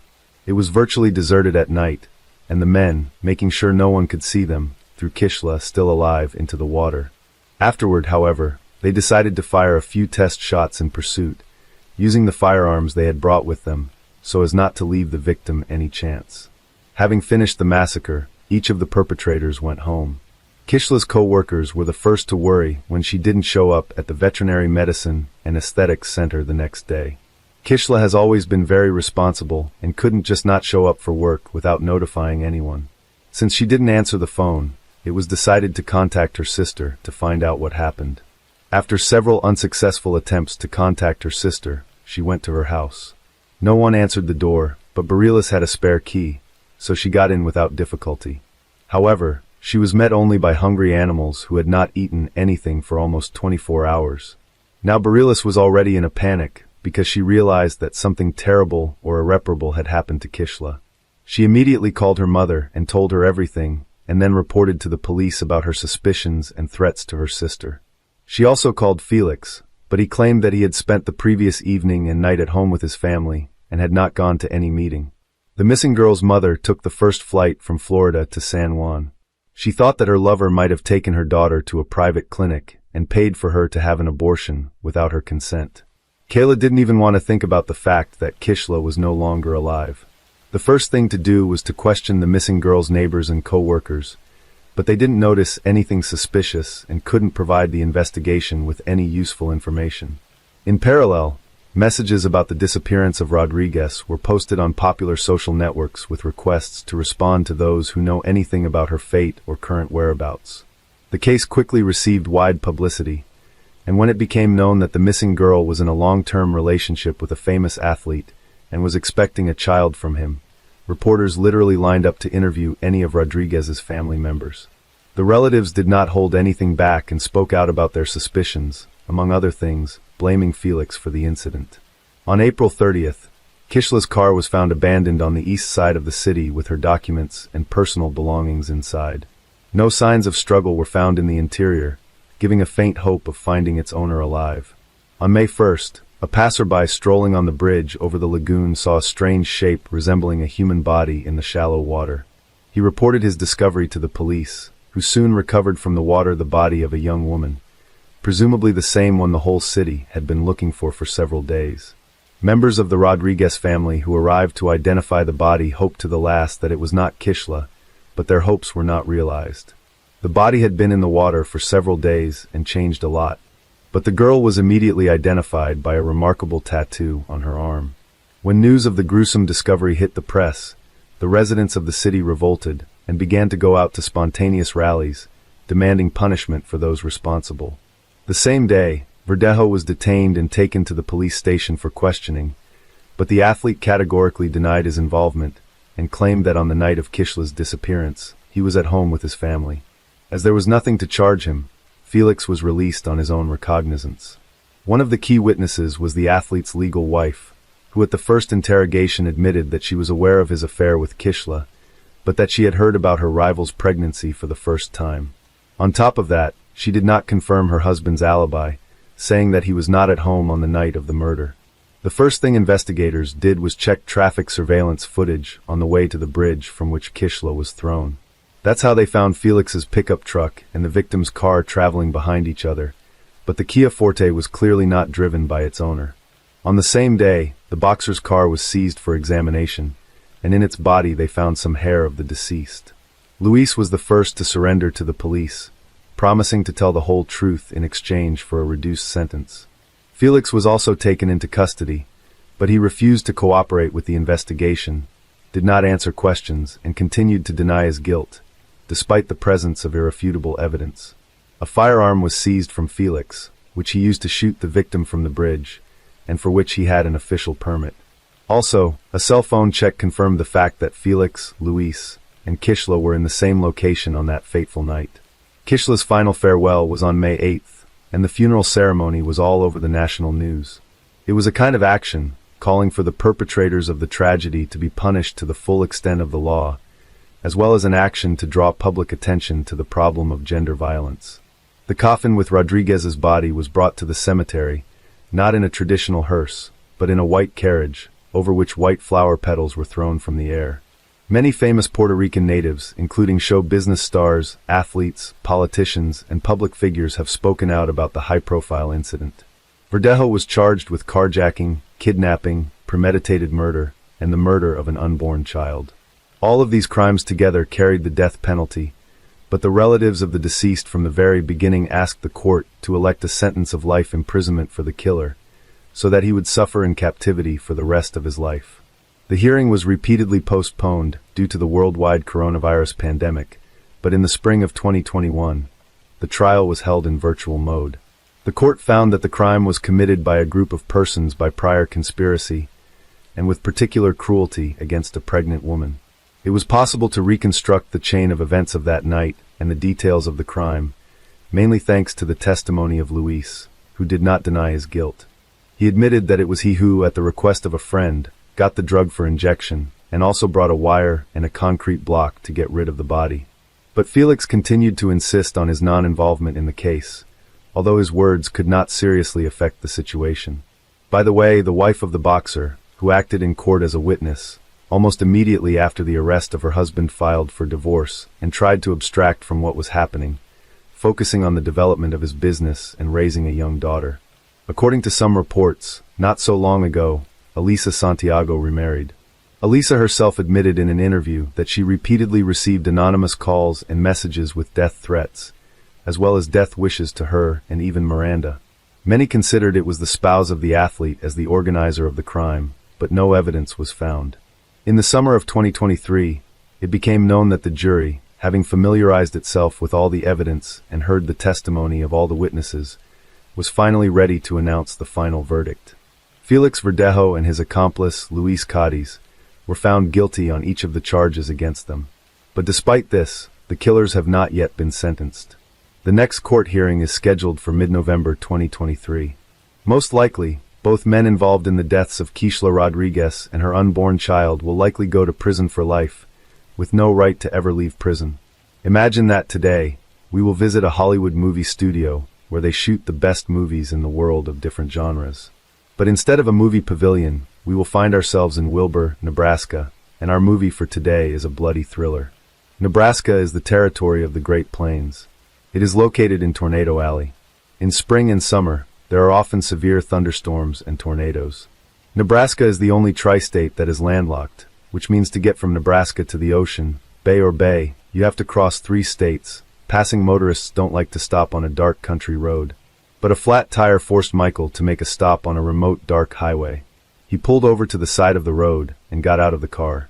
As he walked around the car, his attention was drawn to a large black bag, the kind used for throwing out garbage, but the bag had an unusual shape. Michael returned to the car, took a flashlight from the glove compartment, and illuminated the bag. It was torn open. There was a stain on the ground around it. Something had leaped out of it, and something light-colored was flickering out of the holes. Moving closer, the man froze at what he saw. A human hand was sticking out of the bag. A call to the emergency services raised the whole town. A few minutes later, investigators arrived on the country highway and thoroughly inspected the area. They confirmed that the package they found contained human remains. The package was sent for examination, and the searchers continued to comb the surrounding area. The recovered remains were soon identified. The victim was 24-year-old Cindy Luff. Sydney Irene Luff was born on August 21, 1993, in Broken Bow, Nebraska. She grew up in Arcadia with her parents, George and Susie Luff. Sydney's family moved to Neely in 2000, at which time she was in 2nd grade. Her mother Susie was a special education teacher, and her father George was the school principal. Sydney was always a very active child. The girl had a normal, happy childhood filled with a love of nature. She loved fishing, which her father always took her to. During her school years, Cindy played basketball and golf, where she made good progress, but developed scoliosis, curvature of the spine, forced to give up many of her favorite hobbies and put a cross on her sports career. In 2011, after graduating from high school, Sydney got a job at a local Menards store that specialized in home improvement products. The Luffs were a close-knit family, and when Sydney had to move from Norfolk to Lincoln because of work, they all made sure to keep in touch almost every day and often met for dinner. Even though Sydney lived separately, she often returned home to her parents' house. But lately, Sydney had been struggling with depression and felt that the medications she was taking were only making things worse. Susie was very worried about her daughter and recommended a new doctor for her. He prescribed her various medications. In phone conversations with her mom, Sydney told how her inner state was getting back to normal, her voice sounding quite optimistic. She was trying to make some changes in her life and was looking for a new job. For a young woman, working in a store was not the limit of her dreams. She did not know what she wanted to become or what to do with her career, and these worries led to a rather depressive state. In November 2017, her mental state deteriorated to the point where she started taking antidepressants and sometimes allowed herself to smoke pot. Her family and friends were supportive in every way possible, but she wanted not only companionship but also love. Being young and modern, Sydney had an interest in the female gender, so she would sometimes look for other girls on social media for dating purposes.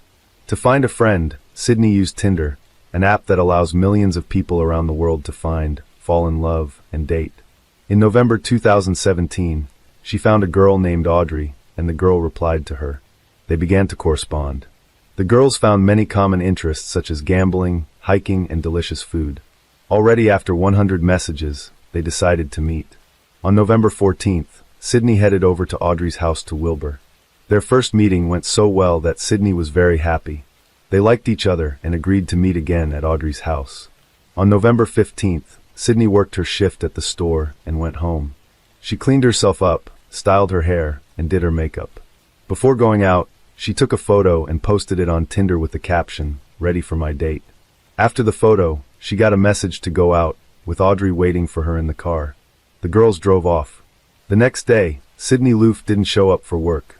But even though she had been in high spirits for the past few days because of her new acquaintance, her family was concerned when coworkers informed them that she didn't show up for work because it was nothing like their responsible Sydney. Susie spoke of her daughter suffering from anxiety and deep depression. Just days before her disappearance, Loof had discussed her deteriorating mental health with her family, who advised her to see a doctor again to take antidepressants. That was the last time Loof's family saw Sydney. The girl's parents went to her apartment and were extremely surprised that Sydney had left her favorite cat Mimsy without food or water. This was extremely unlike a caring landlady. The parents knew how much Sydney loved her cat and never left her alone for long. They were concerned and reported Sydney missing to the police. The apartment itself was locked.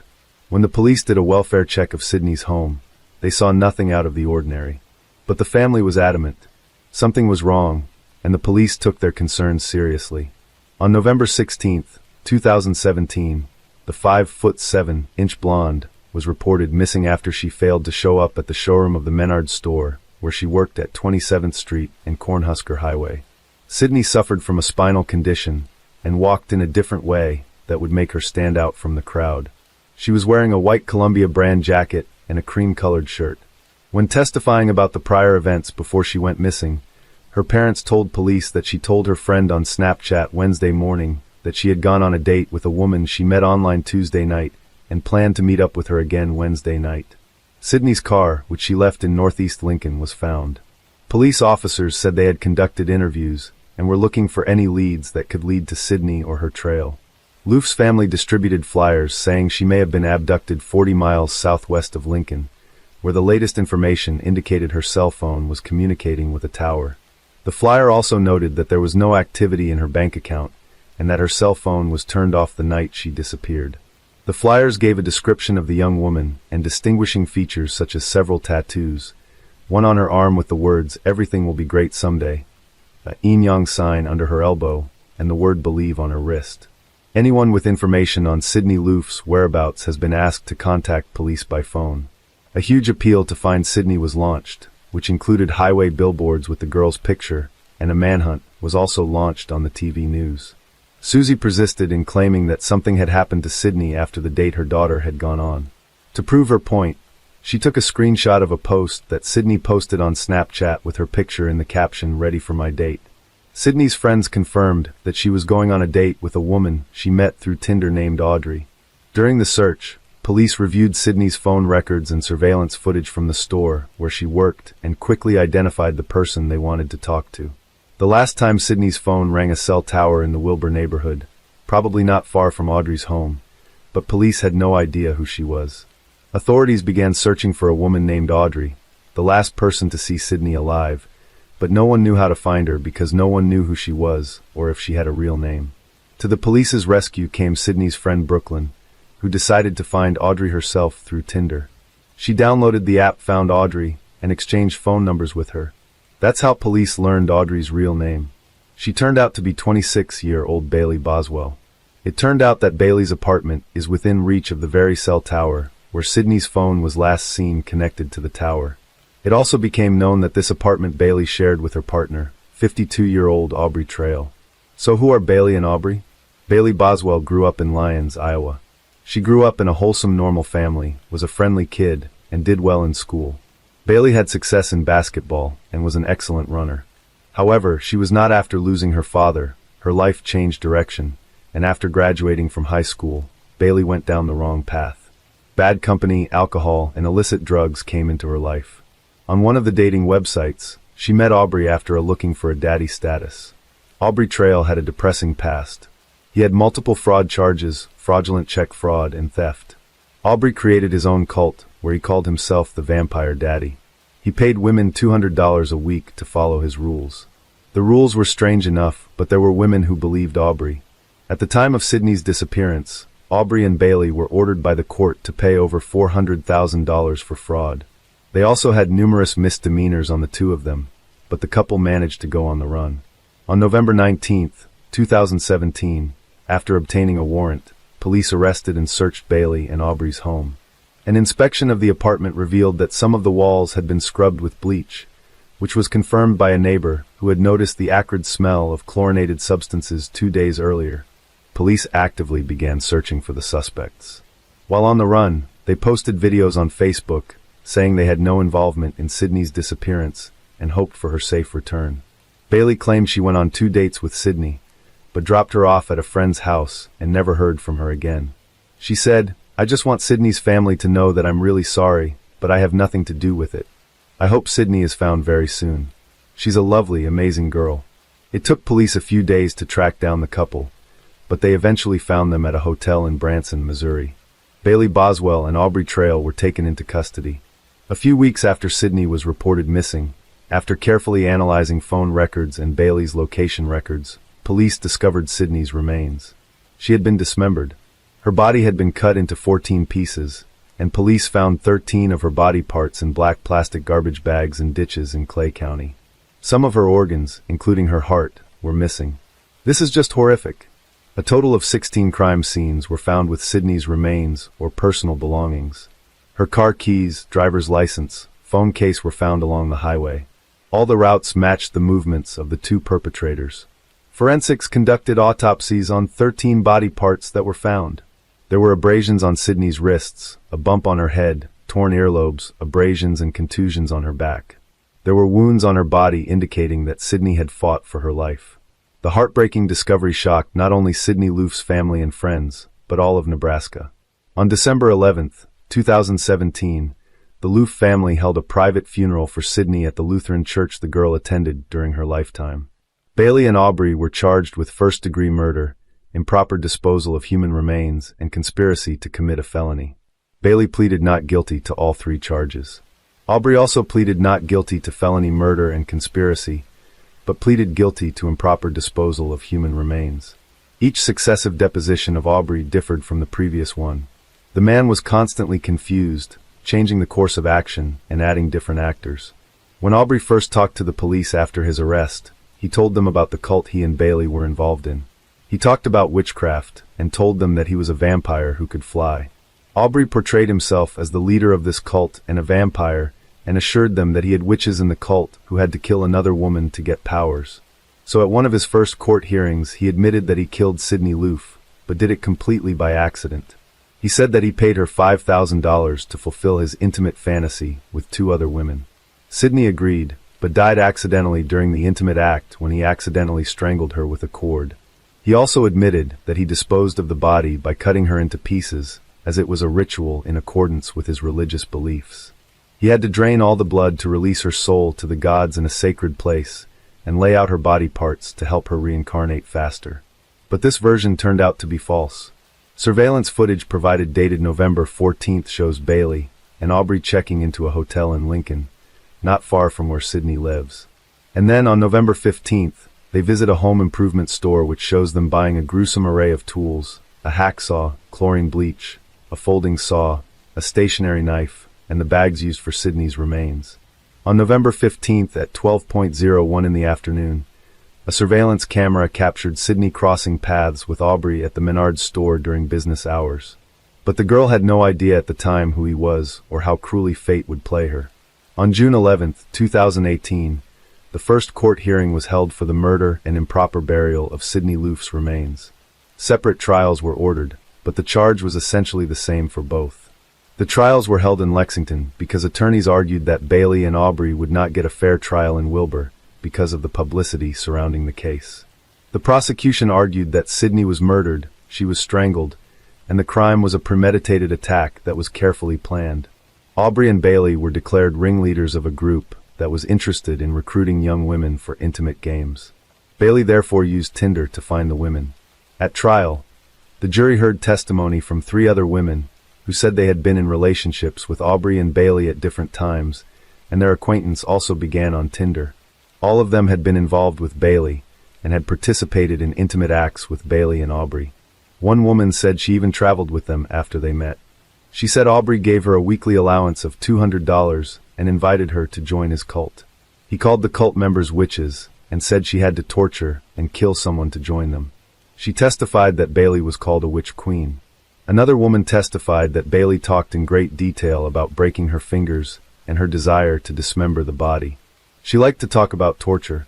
All 3 women who testified made it clear that both Bailey and Aubrey were involved in all the talk about torture and the crime. It is quite strange that in our modern world, there are still people who believe in the horrors of exorcism and try to assure the rest of us that they do. Talking about the investigation and the evidence obtained, the prosecution reconstructed the picture of what happened on the tragic evening of November 15, 2017. Sidney was getting ready for a date with a woman she had known for a couple days. They texted on Tinder, and Bailey picked Sidney up from her apartment. They went for a ride in Bailey's car. After a while, the car stopped at Bailey's house where Sidney was lured into the apartment. There, Bailey and Aubrey pounced on her as soon as she went inside and strangled her with an extension cord on the living room floor. The apartment was then thoroughly cleaned out by Bailey and Aubrey. A part the prosecution alleged was also pre-planned. They then cut Sidney into pieces and dumped her remains in Clay County the next day, November 16th. The court heard from their landlord, Jennifer Call, who testified that on November 16th, as soon as she drove into the garage, she smelled chlorine, and the odor intensified when she entered the house. According to the medical examiner's testimony, Sidney's death was ruled a homicide, and the cause of death was asphyxiation. Toxicology reports indicated that Sidney had antidepressants in her system. The court learned that in addition to the missing organs, the part of Sidney's body that was not found was her upper left arm, the part just above the elbow and below the shoulder. Prosecutors had demanded the death penalty for both criminals, and the case would be retried if the sentence was unjust. But Aubrey, once again, denied involvement in the occult and pleaded guilty only to improperly burying the remains. At one point during Aubrey's trial, he shouted that Bailey had nothing to do with Sidney's death. "Bailey is innocent, damn you all." He then slashed his throat 3 times with a razor blade. He survived and was remanded into custody until he made a full recovery. After that, he did not attend court for several weeks. The next time he entered the courtroom was during the defense phase, and only when he was scheduled to testify. When he was brought into court, he smirked and told the judge, "I'll be good."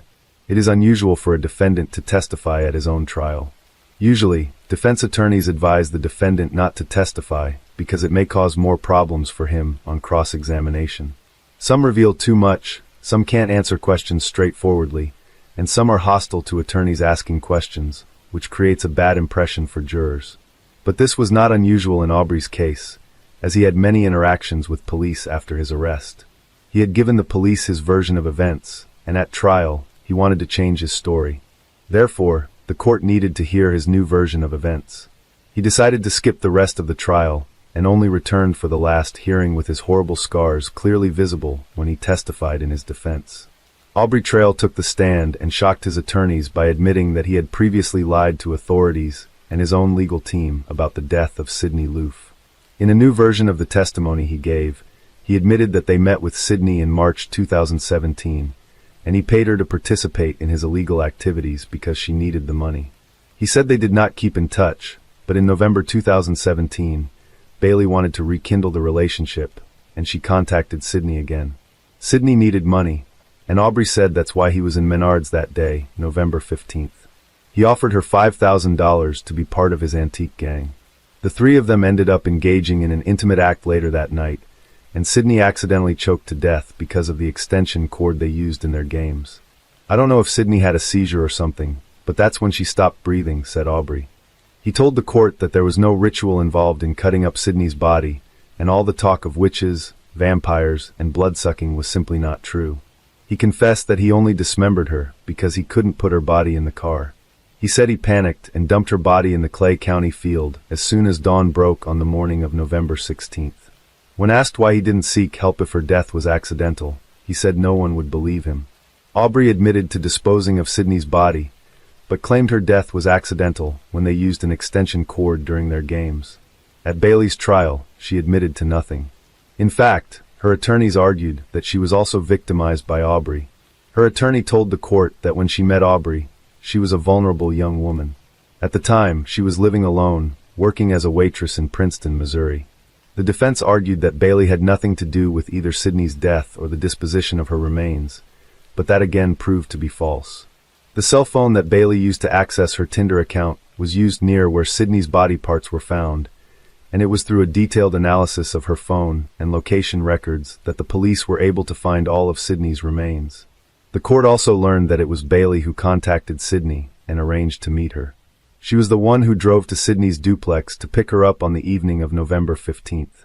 The prosecution told the court that Bailey derived satisfaction from discussing acts of cruelty, and she enjoyed talking about torture with Aubrey. Evidence was presented at trial proving a planned crime. On the day Sidney was killed, Aubrey and Bailey were together at a store where they bought tools, including a hacksaw, scissors, and a box cutter from Home Depot. Around noon that day, Bailey sent Sidney a text message asking how her day was going. Phone records and surveillance footage show that Bailey was in the Menards parking lot with Aubrey when she sent that text message on Tinder. And although Sidney worked at Menards, it appears she was unaware that Bailey was there. A few hours later, Bailey sent Sidney another message on Tinder, alerting her that she was at her apartment and ready to pick her up soon. Phone records indicate that instead of going on a date, as Sidney believed, they went to the apartment where Bailey and Aubrey lived. Bailey's attorney, Todd Lancaster, argued that as to Bailey, the evidence showed that Bailey was guilty of purchasing bleach in garbage bags to use to dispose of Sidney's body, and as such, she could be charged with aiding and abetting the improper disposal of human remains. On November 8, 2021, Bailey Boswell was sentenced to life in prison. The Loof family had been seeking justice for 3 years, mourning and longing for their Sidney, and they awaited a judgment that gave them comfort. On July 11, 2019, it took a jury less than 3 hours to find Aubrey Trail guilty of premeditated conspiracy to commit first-degree murder and improper burial of human remains. The 3-judge panel called his crime cold and calculated.